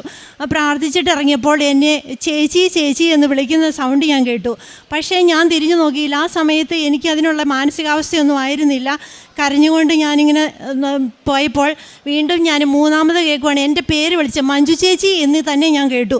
അപ്പോൾ എൻ്റെ പേര് ആരാ ഇവിടെ വരുന്ന് വിളിക്കുന്നത്, എന്നെ ഇത്രമാത്രം അറിയുന്നത് ആരാ എന്ന് വിചാരിച്ച് ഞാൻ തിരിഞ്ഞു നോക്കിയപ്പോൾ ഒരു സഹോദരി കൃപാസനം പത്രവുമായി എൻ്റെ മുന്നിലേക്ക് വന്നു. എന്നിട്ട് എന്നോട് ചോദിച്ചു, എന്താണ് കരയുന്നത്, എന്താണ് പ്രശ്നമെന്ന് ചോദിച്ചപ്പോൾ ഞാൻ പറഞ്ഞു, ഞങ്ങളിപ്പോൾ ഹോസ്പിറ്റലിൽ നിന്നും വരുന്നതാണ്, ഇങ്ങനെ ഡോക്ടർ പറഞ്ഞു ഇത് ഹസ്ബൻഡിന് ക്യാൻസറാണ് എന്ന് കണ്ടുപിടിച്ചു എന്ന് പറഞ്ഞു. അപ്പോൾ ആ സഹോദരി എൻ്റെ കണ്ണുനീര് തുടച്ചു തന്നിട്ട് എന്നോട് പറഞ്ഞു, നിങ്ങൾ ക്രിസ്ത്യനല്ലേ, ഞാനൊരു ഹിന്ദുവാണ്, എന്നെക്കാളും വിശ്വാസം നിങ്ങൾക്കില്ലേ എന്ന് പറഞ്ഞ് എൻ്റെ കയ്യിലേക്ക് ആ സഹോദരി ഉടമ്പടി തൈലം തന്നിട്ട് ഇത് കൊണ്ടുപോയി ഹസ്ബൻഡിൻ്റെ നെറ്റിയിൽ കുരിശ് വരച്ച് കൊടുക്കാൻ പറഞ്ഞു. എന്നിട്ട് വിശ്വാസ പ്രമാണം ചൊല്ലി പ്രാർത്ഥിക്കൂ, നിങ്ങൾ അമ്മയുടെ അടുത്ത് പോയി ഉടമ്പടി എടുക്ക്, നിങ്ങൾ അമ്മ സുഖപ്പെടുത്തുമെന്ന് പറഞ്ഞു. അപ്പോൾ എനിക്ക് ഈ കൃപാസനം എന്ന് ഞാൻ കേട്ടിട്ടുണ്ടെങ്കിലും കാര്യം പത്രമൊക്കെ വായിക്കുമെന്നാലും എനിക്ക് വലിയ വിശ്വാസമൊന്നുമില്ലായിരുന്നു.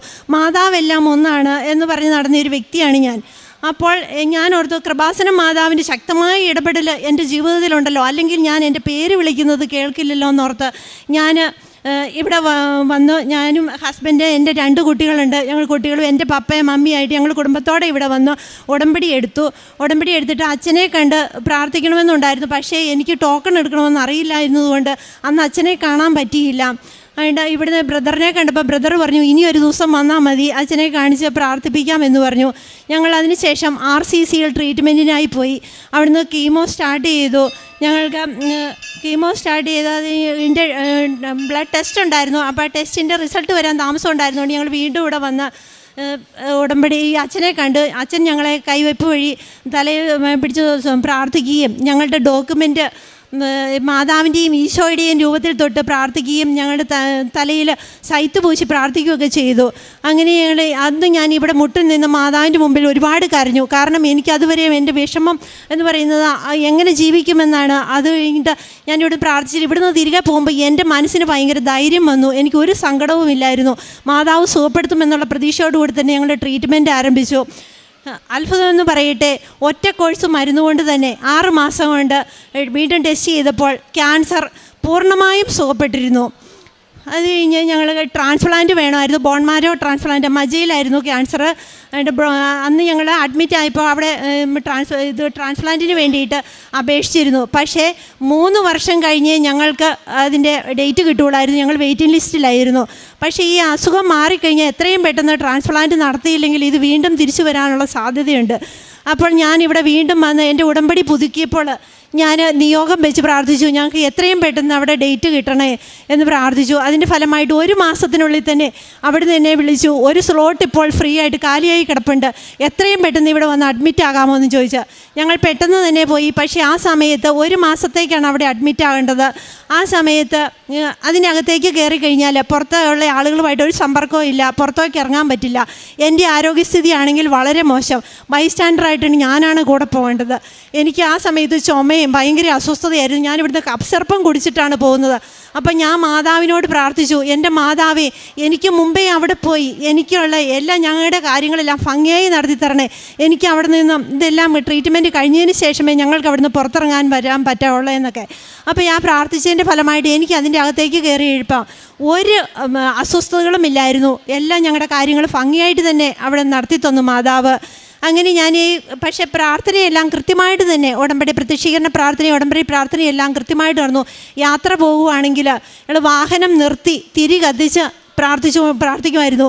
എവിടെയാണോ പള്ളി കാണുന്നത് ആ പള്ളിയിൽ കയറി കുർബാന എല്ലാ ദിവസവും 1 ദിവസം പോലും മുടങ്ങാതെ വിശുദ്ധ കുർബാനയിൽ പങ്കെടുക്കുകയും 2 ആഴ്ച കൂടുമ്പോൾ കൃത്യമായി കുമ്പസാരിക്കുകയും 1/2 മണിക്കൂർ ബൈബിൾ വായിക്കുകയും ചെയ്യുമായിരുന്നു. അങ്ങനെ ഉടമ്പടി ജീവിതം നയിച്ചു തന്ന മാതാവ് എനിക്ക് ഒരു ദിവസം ഞാൻ ഹോസ്പിറ്റലിൽ വെച്ച് RCCയിൽ വെച്ച് ഈ പച്ചത്തിരി കത്തിച്ച് പ്രാർത്ഥിച്ചുകൊണ്ടിരുന്നപ്പോൾ മാതാവ്, ഞാൻ ഇങ്ങനെ കണ്ണടച്ച് പ്രാർത്ഥിക്കുകയാണ്. ആ സമയത്ത് കണ്ണ് തുറന്ന് നോക്കിയപ്പോൾ ആ തിരിയിൽ മാതാവ് എനിക്ക് തെളിഞ്ഞു നിൽക്കുവാണ്. എനിക്ക് എന്താണ് ചെയ്യേണ്ടതെന്ന് അറിയാൻ പറ്റാത്ത ഒരവസ്ഥയായിരുന്നു. കാരണം എല്ലാവരോടും കൂടി മാതാവ് എല്ലാവർക്കും പ്രത്യക്ഷപ്പെടുന്നുണ്ട്. അപ്പോൾ എനിക്കൊരു വിശ്വാസം ഇല്ലായിരുന്നു മാതാവ് എന്നെ ഈ പാപിയായി എന്നെ അത്രയ്ക്ക് മാതാവ് ശ്രദ്ധിക്കുമോ, എൻ്റെ മാതാവിൻ്റെ അത്ഭുതം നടക്കുമോ എന്നൊക്കെ. പക്ഷേ ആ മാതാവിനെ കണ്ടപ്പോൾ എനിക്കറിയില്ല, പറഞ്ഞറിയിക്കാൻ പറ്റാത്ത ഒരു അനുഭവമായിരുന്നു അത്. അത് കഴിഞ്ഞ് ഞങ്ങൾ അവിടുന്ന് 1 മാസത്തേക്ക് അഡ്മിറ്റ് ആയെങ്കിലും ഞാൻ ഡേറ്റ് ഇട്ട് പ്രാർത്ഥിച്ചു, മാതാവേ ഇന്ന ദിവസം ഞങ്ങളെ ഇവിടുന്ന് ഡിസ്ചാർജ് ആക്കണമെന്ന്. കൃത്യം 19 ദിവസമായപ്പോൾ ഹൈഡോസ് കീമോ ചെയ്തെങ്കിലും ഒരു സൈഡ് എഫക്റ്റും ഇല്ലാതെ ഡോക്ടർ വന്ന് പറഞ്ഞു, നിങ്ങൾക്കൊരു കുഴപ്പമില്ല, എന്തിനാണ് ഇവിടെ കിടക്കുന്നത്, നിങ്ങളെ ഇവിടുന്ന് ഡിസ്ചാർജ് ചെയ്യുവാന്ന് പറഞ്ഞു. 19ാമത്തെ ദിവസം ഞങ്ങളെ അവിടുന്ന് ഡിസ്ചാർജ് ചെയ്തു. അങ്ങനെ ഞങ്ങൾ വന്ന് 100 ദിവസത്തെ റെസ്റ്റാണ് ഡോക്ടർ പറഞ്ഞിരുന്നത്. 100 ദിവസം കഴിഞ്ഞ് ഹസ്ബൻഡ് വീണ്ടും ജോലിക്ക് പോയി. അപ്പോൾ ആ സമയത്ത് സാക്ഷ്യം പറയണമെന്നുണ്ടായിരുന്നു. പക്ഷേ എനിക്ക് ഇവിടെ വന്ന് സാക്ഷ്യം പറയാൻ സാധിച്ചില്ല. 2024 ഒക്ടോബർ 27 ഹെമറേജ് സ്ട്രോക്ക് ആയിരുന്നു. അന്ന് സൺഡേ ആയിരുന്നുകൊണ്ട് ഹോസ്പിറ്റലിൽ അഡ്മിറ്റ് ചെയ്തെങ്കിലും ഡോക്ടർ കാര്യമായി ട്രീറ്റ്മെൻറ്റ് നടന്നില്ല. അന്ന് വൈകുന്നേരമാണ് MRI ചെയ്ത് നോക്കിയത്. അപ്പോഴാണ് സ്ട്രോക്കാണെന്ന് മനസ്സിലായത്. അപ്പോഴേക്കും തലയ്ക്കകത്തെ ഒരു ഭാഗം തന്നെ പൂർണ്ണമായിട്ടും നശിച്ചു പോയിരുന്നു. സെർബെല്ലും തലാമസും എല്ലാം നശിച്ചു പോയി. ആൾ അൺകോൺഷ്യസ് ആയി, ICUവിലായി. അപ്പോൾ ഡോക്ടർ പറഞ്ഞു, നമുക്ക് മാക്സിമം ട്രൈ ചെയ്യാം. എൻ്റെ കയ്യിൽ കിട്ടിയപ്പോൾ മുതൽ ഞാൻ മാക്സിമം ട്രൈ ചെയ്യാം, ഇനി അങ്ങോട്ട് എന്താണെന്നാണ് നമുക്ക് ചിന്തിക്കേണ്ടതെന്ന്. കഴിഞ്ഞ് 3-ാം ദിവസം സർജറി ചെയ്തു. മേജർ സർജറിയാണ്. 6.5 മണിക്കൂർ സമയമെടുക്കുമെന്ന് പറഞ്ഞെങ്കിലും ഒരു 3.5 മണിക്കൂറായപ്പോഴത്തേക്കും സർജറി കഴിഞ്ഞു. അപ്പോൾ ഞാൻ ഓർത്തു, എൻ്റെ മാതാവ് അവിടെ അത്ഭുതം പ്രവർത്തിച്ചു, ഒരു കുഴപ്പവും സംഭവിക്കുകയല്ലോ എന്നോർത്തിരുന്നപ്പം പക്ഷേ ആൾ അൺകോൺഷ്യസ്. ഡോക്ടർ പറഞ്ഞു, പ്രതീക്ഷയ്ക്കൊന്നും വകയില്ല, കാരണം ദൈവം എന്തെങ്കിലും അത്ഭുതം പ്രവർത്തിച്ചാൽ മാത്രമേ ഇനി അങ്ങോട്ട് ആൾ ഉണ്ടാവുകയുള്ളൂ എന്ന്. ഒരു സൈഡ് ഫുൾ പാരലൈസായി പോയായിരുന്നു. കഴിഞ്ഞ് ബോധവും ഇല്ല, ഒന്നുമില്ല. ആൾ വെൻറ്റിലേറ്ററിൽ കഴിഞ്ഞിരുന്ന സമയത്ത് 5 മിനിറ്റ് വിസിറ്റേഴ്സ് ടൈമുണ്ട്. ആ സമയത്ത് ഞാൻ ഈ ഉടമ്പടി തൈലം കൊണ്ടുപോയി ആളുടെ നെറുകന്തല തൊട്ട് ഉള്ളങ്കാല് വരെയും കുരിശ് വരച്ച് വിശ്വാസ പ്രമാണം ചൊല്ലി കുരിശ് വരച്ച് പ്രാർത്ഥിച്ചുകൊണ്ടിരുന്നു. അതിൻ്റെ എൻ്റെ ഉടമ്പടി കാശുരൂപ ഞാനൊരു കൊന്തയിൽ പിൻ ചെയ്ത് കയ്യിൽ ചുറ്റിയിട്ടു. അതിൻ്റെ നേഴ്സിനോട് പറഞ്ഞു, എൻ്റെ ഏറ്റവും വില പിടിച്ച ആണ് ഉടമ്പടി കാശുരൂപം, സിസ്റ്ററിനറിയാമല്ലോ. ആ സിസ്റ്റർ ഉടമ്പടി എടുത്തതായിരുന്നു. സിസ്റ്റർ പറഞ്ഞു, ചേച്ചി ധൈര്യമായിട്ട് വെക്കോ, ഞങ്ങൾ നോക്കിക്കോളാം, അത് നഷ്ടപ്പെടുത്താതെ നോക്കിക്കോളാം എന്ന് പറഞ്ഞു. അങ്ങനെ ഞാൻ ആ ഉടമ്പടി കാശ് രൂപം കയ്യിൽ പിൻ ചെയ്ത് കൊന്തയിട്ട് ചുറ്റിയിട്ടിരുന്നു. അങ്ങനെ ഓരോ ദിവസവും രാവിലെയും വൈകുന്നേരവും 5 മിനിറ്റ് സമയമുണ്ട്. ആ സമയം ഫുള്ള് ഞാൻ വിശ്വാസ പ്രമാണം ചൊല്ലി ഉടമ്പടി തൈലം കൊണ്ട് കുരിശ് വരച്ച് പ്രാർത്ഥിച്ചു. എന്നിട്ട് ആൾക്ക് ഞാൻ ചോദിക്കും, അമ്മ മാതാവ് എന്തിയെ മുറുക്കെ പിടിച്ചോണം കേട്ടോ, കളയരുതെന്ന് പറയുമ്പോൾ ആ അൺകോൺഷ്യസിലും ആ ഒരു കൈ ഇങ്ങനെ ചുരുട്ടി പിടിച്ചിരിക്കും, ഇങ്ങനെ മുറുക്കെ പിടിക്കുന്നത് കാണാമായിരുന്നു. അപ്പം ഞാൻ ഉടമ്പടി തൈലം ഇങ്ങനെ ബായിൽ ഇതാക്കി കൊടുത്താൽ ചിലപ്പോൾ ഇറങ്ങിപ്പോകില്ല, ആ ബോധാവസ്ഥയിൽ. അതുകൊണ്ട് ഞാൻ ചുണ്ടയിൽ വയ്ക്കുമ്പം ആ ചുണ്ടിങ്ങനെ നുണഞ്ഞിറക്കുന്നതായിട്ട് എനിക്ക് കാണാമായിരുന്നു. അങ്ങനെ അമ്മ മാതാവിനോട് ഞാൻ കരഞ്ഞു പ്രാർത്ഥിച്ചു. എല്ലാ ദിവസവും ചാപ്പലിൽ പോയി വിശുദ്ധ കുർബാനയിൽ സംബന്ധിക്കുകയും അവിടെ മുട്ടിൽ നിന്ന് കൈകൾ വിരിച്ച് പിടിച്ച് ജപമാല ചൊല്ലുകയും ആ ഹോസ്പിറ്റലിൽ ബൈബിൾ ഉണ്ടായിരുന്നു അതെടുത്ത് വായിക്കുകയും ചെയ്യുമായിരുന്നു. അങ്ങനെ പ്രാർത്ഥിച്ചു. പക്ഷേ ഡോക്ടർ എന്നെ ആശ്വസിപ്പിക്കുകയാണ്, എന്തു വന്നാലും ധൈര്യത്തോടെ നേരിടണം, പക്ഷേ ഒന്നും പറയില്ല, ദൈവം എന്തെങ്കിലും അത്ഭുതം പ്രവർത്തിക്കണം, അല്ലെങ്കിൽ ഇയാളില്ല. 30% സ്വന്തമായിട്ട് ശ്വസിക്കാൻ പറ്റിയാൽ മാത്രമേ നമുക്കൊരു പ്രതീക്ഷയ്ക്ക് ഒരു ചാൻസ് ഉള്ളൂ. ഇത് ഒന്നുമില്ലാത്തൊരവസ്ഥയാണ്, അതുകൊണ്ട് എന്ത് സംഭവിക്കാമെന്ന് പറഞ്ഞു. ബോഡി ഇൻഫെക്ഷനായി, 106 ഡിഗ്രി പനിയാണെങ്കിലും മാറുന്നില്ല എന്ന് ട്രക്കോസ്റ്റമി ചെയ്തു. അതിലെല്ലാം ഫുൾ ഇൻഫെക്ഷൻ. ന്യൂമോണിയ വന്ന ആൾ പോയെന്ന് പറഞ്ഞു. പക്ഷേ ന്യൂമോണിയതിൻ്റെ ആ അണുബാധ ആ ലങ്സിലേക്ക് കിടക്കാതെ അവിടെ ചെസ്റ്റിൽ സ്റ്റക്കായിട്ട് നിൽക്കുകയായിരുന്നു. ഞാൻ എൻ്റെ പ്രാർത്ഥനയുടെ ഫലമായിട്ട് എൻ്റെ ഉടമ്പടി മാതാവ് ചെയ്ത ഭയങ്കര അത്ഭുതമാണത്. പിന്നെ ഞാൻ അവിടുന്ന് ഡിസ്ചാർജ് ചെയ്ത്, ഞങ്ങൾക്ക് പൈസയുടെയൊക്കെ പ്രശ്നം കാരണം ഡിസ്ചാർജ് ചെയ്ത് ESI കിട്ടുമായതുകൊണ്ട് കോലഞ്ചേരി MOC ഹോസ്പിറ്റലിലേക്ക് ICU ആംബുലൻസിൽ കൊണ്ടുവന്നു. അവിടെ ചെന്നപ്പോൾ അവിടെ CT ചെയ്തിട്ട് ഡോക്ടർ പറഞ്ഞു, ഇത് അവിടെ പാലായി പറഞ്ഞ പോലെ തന്നെയാണ് എനിക്കും പറയാനുള്ളൂ, ആളുടെ കണ്ടീഷൻ വെരി ക്രിട്ടിക്കലാണ്, നിങ്ങൾ ഒരു പ്രതീക്ഷയും വേണ്ട, ഒരു സാധ്യതയില്ല എന്ന് പറഞ്ഞു രക്ഷപ്പെടാൻ. അപ്പോൾ വീണ്ടും ഞാൻ ICUയിൽ അഡ്മിറ്റ് ചെയ്തു. എനിക്ക് ഭയങ്കര സങ്കടം. ഈ കാശ് രൂപ എടുത്ത് മുറുക്കെ പ്രാർത്ഥിച്ചുകൊണ്ടിരുന്നു. അങ്ങനെ ഈ സർജറി ചെയ്ത ഭാഗത്തുനിന്ന് ഫ്ലൂയിഡ് ഇങ്ങനെ കംപ്ലീറ്റ് പൊയ്ക്കൊണ്ടിരിക്കുക. അത് പോകുന്ന വളരെ ആളുടെ നില അതിനനുസരിച്ച് വീണ്ടും മോശമായിക്കൊണ്ടിരിക്കുന്നു. അപ്പം വീണ്ടും ഒരു സർജറി അവിടെ സജസ്റ്റ് ചെയ്തു. പക്ഷേ ഡോക്ടർ പറഞ്ഞു, ഞാനിവിടെ സർജറി ചെയ്യില്ല, കാരണം നിങ്ങൾ ഇതിനു മുമ്പ് എന്തുകൊണ്ട് ആദ്യം ഇങ്ങോട്ട് വന്നില്ല, വേറെ ഹോസ്പിറ്റലിൽ പോയില്ലേ, അവിടെ തന്നെ പോയി വീണ്ടും സർജറി ചെയ്തുകൊണ്ട് വന്നാൽ ബാക്കി ഞാൻ നോക്കാം, അല്ലാതെ ഞാനിവിടെ ചെയ്യില്ല എന്ന് പറഞ്ഞു. എനിക്ക് ഒരു പ്രതീക്ഷയില്ലാതെ എനിക്ക് ആകെ ഒരു ആ അവസ്ഥയിൽ ഞാൻ എൻ്റെ ഉടമ്പടി കാശിനും കയ്യിലെടുത്ത് മുറുക്കെ പിടിച്ചിട്ട് ഞാൻ പ്രാർത്ഥിച്ചു, മാതാവേ ആ ഡോക്ടറെ കൊണ്ട് എങ്ങനെയെങ്കിലും ഒന്ന് ഇത് സർജറി ചെയ്യിക്കണം, അമ്മ എന്തെങ്കിലും അത്ഭുതം പ്രവർത്തിക്കണം, അമ്മ ഈശോയോടൊന്ന് പറഞ്ഞ് ഞങ്ങൾക്കിതൊന്ന് സാധിച്ചു തരണം, ആ ഡോക്ടറുടെ മനസ്സ് മാറണേ എന്ന് ഞാൻ പ്രാർത്ഥിച്ചു. എന്നിട്ട് ഡോക്ടറുടെ കാലേ പിടിച്ചിട്ട് ഞാൻ പറഞ്ഞു, ഡോക്ടറെ ഞങ്ങൾക്ക് വേറെ ഇനി ഒരു ആശ്രയവുമില്ല, ഡോക്ടർ എങ്ങനെയെങ്കിലും ഇത് ചെയ്തു തന്നേ മതിയാവൂ, അത് കഴിഞ്ഞിട്ട് എന്ത് വന്നാലും ഞാൻ സഹിച്ചോളാം എന്ന് പറഞ്ഞു. എന്നിട്ട് ഡോക്ടർ ആദ്യമൊക്കെ സമ്മതിച്ചില്ല. എന്നിട്ടും പിന്നീട് ഡോക്ടർ പറഞ്ഞു, ഇനി എന്തേലും ആട്ടെ ഞാൻ ചെയ്യാം എന്നൊരു വാക്ക് പറഞ്ഞു. അത് കഴിഞ്ഞിട്ട് ഡോക്ടർ സർജറിക്കൊരു ഡേറ്റ് ഫിക്സ് ചെയ്തു. ആ ഫിക്സ് ചെയ്ത ഡേറ്റിൽ അന്ന് സർജറി നടന്നില്ല, കാരണം ESIയുടെ അന്ന് ഫണ്ട് വരാൻ താമസിച്ചു, അതുകൊണ്ട് അന്ന് നടന്നില്ല. അപ്പോൾ ഡോക്ടർ പറഞ്ഞു, സർജറി ചെയ്യുമ്പോൾ ഈ ഫ്ലൂയിഡ് ഇങ്ങനെ പൊയ്ക്കൊണ്ടിരിക്കുന്നതുകൊണ്ട് നെറ്റി തുളച്ച് ഒരു ഷണ്ട് ഇടണം, എന്നിട്ടും നിന്നില്ലെങ്കിൽ വയറ്റിലേക്ക് സ്ഥിരമായിട്ടൊരു ഷണ്ട് ഇടേണ്ടി വരുമെന്ന് പറഞ്ഞു. അപ്പോൾ അന്ന് സർജറി നടക്കാതിരുന്നുകൊണ്ട് മാറ്റി വെച്ചു. അതിന് വീണ്ടും ഒരാഴ്ച കഴിഞ്ഞാണ് സർജറിയുടെ ഡേറ്റ് തന്നത്. ആ സർജറി ചെയ്യേണ്ട ഡേറ്റിന് തലേ ദിവസം അമ്മ മാതാവിൻ്റെ അത്ഭുതത്താൽ ശക്തിയാൽ ആ ഫ്ലൂയിഡ് തനിയെ നിന്നു, ഒരു ഷണ്ട് ഇടേണ്ടതും വന്നില്ല, സർജറി സക്സസ് ആയിരുന്നു, ആൾ രക്ഷപ്പെട്ടു. അപ്പം ഞാനിങ്ങനെ ഈ ചൊവ്വാഴ്ച ധ്യാനം കൂടിക്കൊണ്ടിരുന്നപ്പോൾ എനിക്ക് ഈ കരഞ്ഞ് ഇങ്ങനെ ഇരുന്നതുകൊണ്ട് എനിക്ക് ഞാൻ ആ ധ്യാനം കൂടിയ സമയത്ത് ഉറങ്ങിയതിലെ മയക്കത്തിൽ എനിക്ക് നല്ല വെളുത്ത ഭയങ്കര മഞ്ഞിനകത്ത് വെളുത്ത കൈകൾ വന്ന ഈ ഓക്സിജൻ ട്യൂബ് ഊരി മാറ്റുന്നതായിട്ട് ഞാൻ കണ്ടു. അങ്ങനെ എന്നിട്ട് വീണ്ടും ഞാൻ ഈ ധ്യാനം കൂടിക്കൊണ്ടിരുന്നു. അപ്പോൾ വീണ്ടും എനിക്ക് ഇത് ആൾ എഴുന്നേറ്റ് നടക്കുന്നതായിട്ട് എനിക്കൊരു ദർശനം കിട്ടി. അപ്പോൾ ഞാൻ വിശ്വസിച്ച് പ്രാർത്ഥിച്ചു, അമ്മ മാതാവേ അത്ഭുതം പ്രവർത്തിക്കണമെന്ന്. അങ്ങനെ എനിക്ക് കൃപാസനം അമ്മയുടെ മധ്യസ്ഥ ശക്തിയാൽ ദൈവം അത്ഭുതകരമായി എനിക്ക് സൗഖ്യപ്പെടുത്തി ഈ വ്യക്തി ഇന്നിവിടെ നിൽക്കുന്നത്. കാരണം ഞാനൊന്ന് പ്രാർത്ഥിച്ചത്, എങ്ങനെയെങ്കിലും എനിക്കൊന്ന് ഒരു ജീവനോടെ എനിക്കൊരു കൂട്ടായിട്ട് ഒരാളായിട്ട് മാത്രമേ എങ്കിലും എനിക്ക് ജീവനോടെ തരണേ, ഒരിക്കലും എൻ്റെ ആയുസിൻ്റെ പകുതി എടുത്തിട്ടാണെങ്കിലും വേണ്ടില്ല, എന്നോടൊപ്പം ഞാൻ ജീവിക്കുന്ന കാലം വരെ എനിക്ക് കൂട്ടായിട്ടുണ്ടാകണമെന്ന് ഞാൻ പ്രാർത്ഥിച്ചിട്ട് ദൈവം അതിൽ ഒത്തിരി അത്ഭുതം പ്രവർത്തിച്ച് ആൾ എഴുന്നേറ്റ് നടക്കുന്നത്. കാരണം ഡോക്ടേഴ്സിന് വൈദ്യശാസ്ത്രത്തിന് ഇത് അസാധ്യമാണ്. ഡോക്ടർ പറഞ്ഞു, പാലായിന്ന് ഞാൻ ഡിസ്ചാർജ് ചെയ്യുന്ന സമയത്ത് എന്നോട് പറഞ്ഞു, ഈ ആൾ ജീവനോടെ ഉണ്ടെങ്കിൽ എഴുന്നേറ്റ് നടക്കുന്ന ഒരവസ്ഥയാണെങ്കിൽ എൻ്റെ അടുത്തൊന്ന് തിരിച്ചു കൊണ്ടുവരണം കേട്ടോ, എനിക്കൊന്ന് കാണാനാണ്. ഞാൻ ഡോക്ടറോട് പറഞ്ഞു, എൻ്റെ അമ്മയിൽ വിശ്വസിച്ചുകൊണ്ട് ഉറപ്പായിട്ടും ഡോക്ടർ പറഞ്ഞില്ലെങ്കിലും ഞാൻ കൊണ്ടുവരുമായിരുന്നെന്ന്.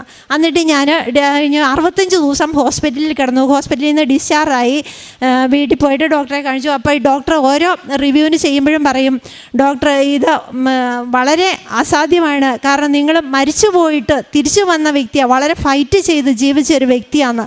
മരിച്ചു പോയെടുത്തുന്ന ലാസറിനെ ഉയർപ്പിച്ചതുപോലെ ദൈവം ഉയർപ്പിച്ച ഒരു വ്യക്തിയാണ് നിങ്ങളുടെ മുമ്പിൽ ഈ നിൽക്കുന്നത്. എൻ്റെ അമ്മ മാതാവും ഈശോ അവിടുത്തെ തിരുക്കുമാരനും എൻ്റെ ജീവിതത്തിൽ എനിക്കും എൻ്റെ കുടുംബത്തിനും ചെയ്തു തന്നുള്ള വലിയ അനുഗ്രഹങ്ങൾക്ക് കോടാനുകോടി നന്ദി ഞാൻ പറയുന്നു. ഞാൻ കാരുണ്യ പ്രവൃത്തികളാണെങ്കിൽ രോഗികൾക്ക് ചികിത്സാ സഹായം എന്നെക്കൊണ്ട് കഴിവുന്നുള്ള വിധത്തിൽ ഞാൻ കൊടുക്കുമായിരുന്നു.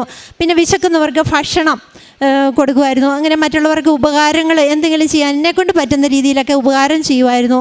പ്രേക്ഷിത പ്രവർത്തനമാണെങ്കിൽ ഞാൻ ഇവിടുന്ന് കൃപാസനം പത്രവും കാശുരൂപവും കൊന്ത ഉപ്പ് എല്ലാം വാങ്ങിച്ച് രോഗികൾക്ക് ആളുകളുടെ ഇടയിലേക്ക് കൊടുക്കുമായിരുന്നു. പത്രം കൊടുക്കുമ്പോൾ ഞാൻ ഈ ഇവിടുന്ന് ഇറങ്ങുന്ന നിമിഷം മുതൽ എൻ്റെ വീട്ടിലെത്തുന്ന സമയം വരെ ഞാൻ കാണുന്ന ആരാന്നൊന്നും നോക്കില്ല, എല്ലാം പോയി എൻ്റെ അനുഭവങ്ങൾ ഞാൻ സാക്ഷ്യമായിട്ട് പറഞ്ഞാണ് പത്രം കൊടുത്തിരുന്നത്. ഞാൻ തിരുവനന്തപുരം RCC വരെ പത്രം കൊണ്ടുപോയി കൊടുത്തിട്ടുണ്ട്. ഇനി ഞാൻ പോകുന്ന വഴിക്ക് എവിടെയെങ്കിലും പത്രം ഇങ്ങനെ അശ്രദ്ധമായിട്ട് ആരെങ്കിലും ഇട്ടിട്ട് പോവുകയാണെങ്കിൽ ആ പത്രം ഞാൻ എടുത്ത് സൂക്ഷിച്ച് വയ്ക്കും. കാരണം ഈ പത്രം ഇങ്ങനെ നിലത്തിട്ട് ആരെങ്കിലും ചവിട്ടുന്നതൊക്കെ കണ്ടു കഴിഞ്ഞാൽ ഞാനത് എടുത്തുകൊണ്ട് പോകും. അങ്ങനെ പ്രേക്ഷിത പ്രവർത്തനം. പിന്നെ രോഗികളായിട്ട് കിടക്കുന്നവരുടെ അടുത്ത് ചെല്ലുമ്പോൾ ഞാൻ ഈ ഉടമ്പടി തൈലം കൊണ്ട് കുരിശ് വരച്ച് പ്രാർത്ഥിക്കുമായിരുന്നു. പിന്നെ ലാസ്റ്റ് ആയപ്പോൾ ഈ സ്ട്രോക്ക് വന്നു കഴിഞ്ഞിട്ട് എഴുന്നേറ്റ് നടക്കാൻ തുടങ്ങി കഴിയുമ്പം പത്രം കൊടുക്കാൻ പോകുമ്പോൾ ഞാൻ ആളെ കൊണ്ടുവന്ന് നേരിട്ട് സാക്ഷ്യം, ഇതാണ് എൻ്റെ ഏറ്റവും വലിയ സാക്ഷ്യം, നിങ്ങൾ വായിച്ച് വിശ്വസിച്ച് പ്രാർത്ഥിച്ചോ അമ്മ രക്ഷിക്കുമെന്ന് പറഞ്ഞ് ഞാൻ ആളെ കാണിച്ചു കൊടുത്താണ് സാക്ഷ്യം പറഞ്ഞുകൊണ്ടിരുന്നത്, പ്രേക്ഷിത പ്രവർത്തനം നടത്തിയത്. അമ്മയ്ക്കും തിരുക്കുമാരനും കോടാനുകോടി നന്ദി ഒരിക്കൽ കൂടി പറയുന്നു. മരിച്ചുപോയ അവസ്ഥയിൽ നിന്ന് ഇത്രയും വലിയ അനുഗ്രഹം ചെയ്ത് ഇത്രയും വലിയ ഒരു ഇതിലേക്ക് ദൈവം എന്നെ ഇപ്പോഴും ജീവിക്കാൻ അനുവദിച്ചു. ഒരു തണലായി താണായി എന്നൊരു കൂടെ ഉണ്ടായാൽ മതി എന്നുള്ള പ്രാർത്ഥിച്ചിട്ട് ഏറ്റെടുക്കാത്ത രീതിയിൽ ഇത്രയും വലിയ ഒരു അവസ്ഥയിൽ എന്നെ എത്തിച്ച ഈശോയ്ക്കും മാതാവിനും ഈശോയ്ക്കും ഒരു കോടി നന്ദി, ഒരു കോടിയല്ല കോടാനുകോടി നന്ദി പറഞ്ഞുകൊണ്ട് നിർത്തുന്നു.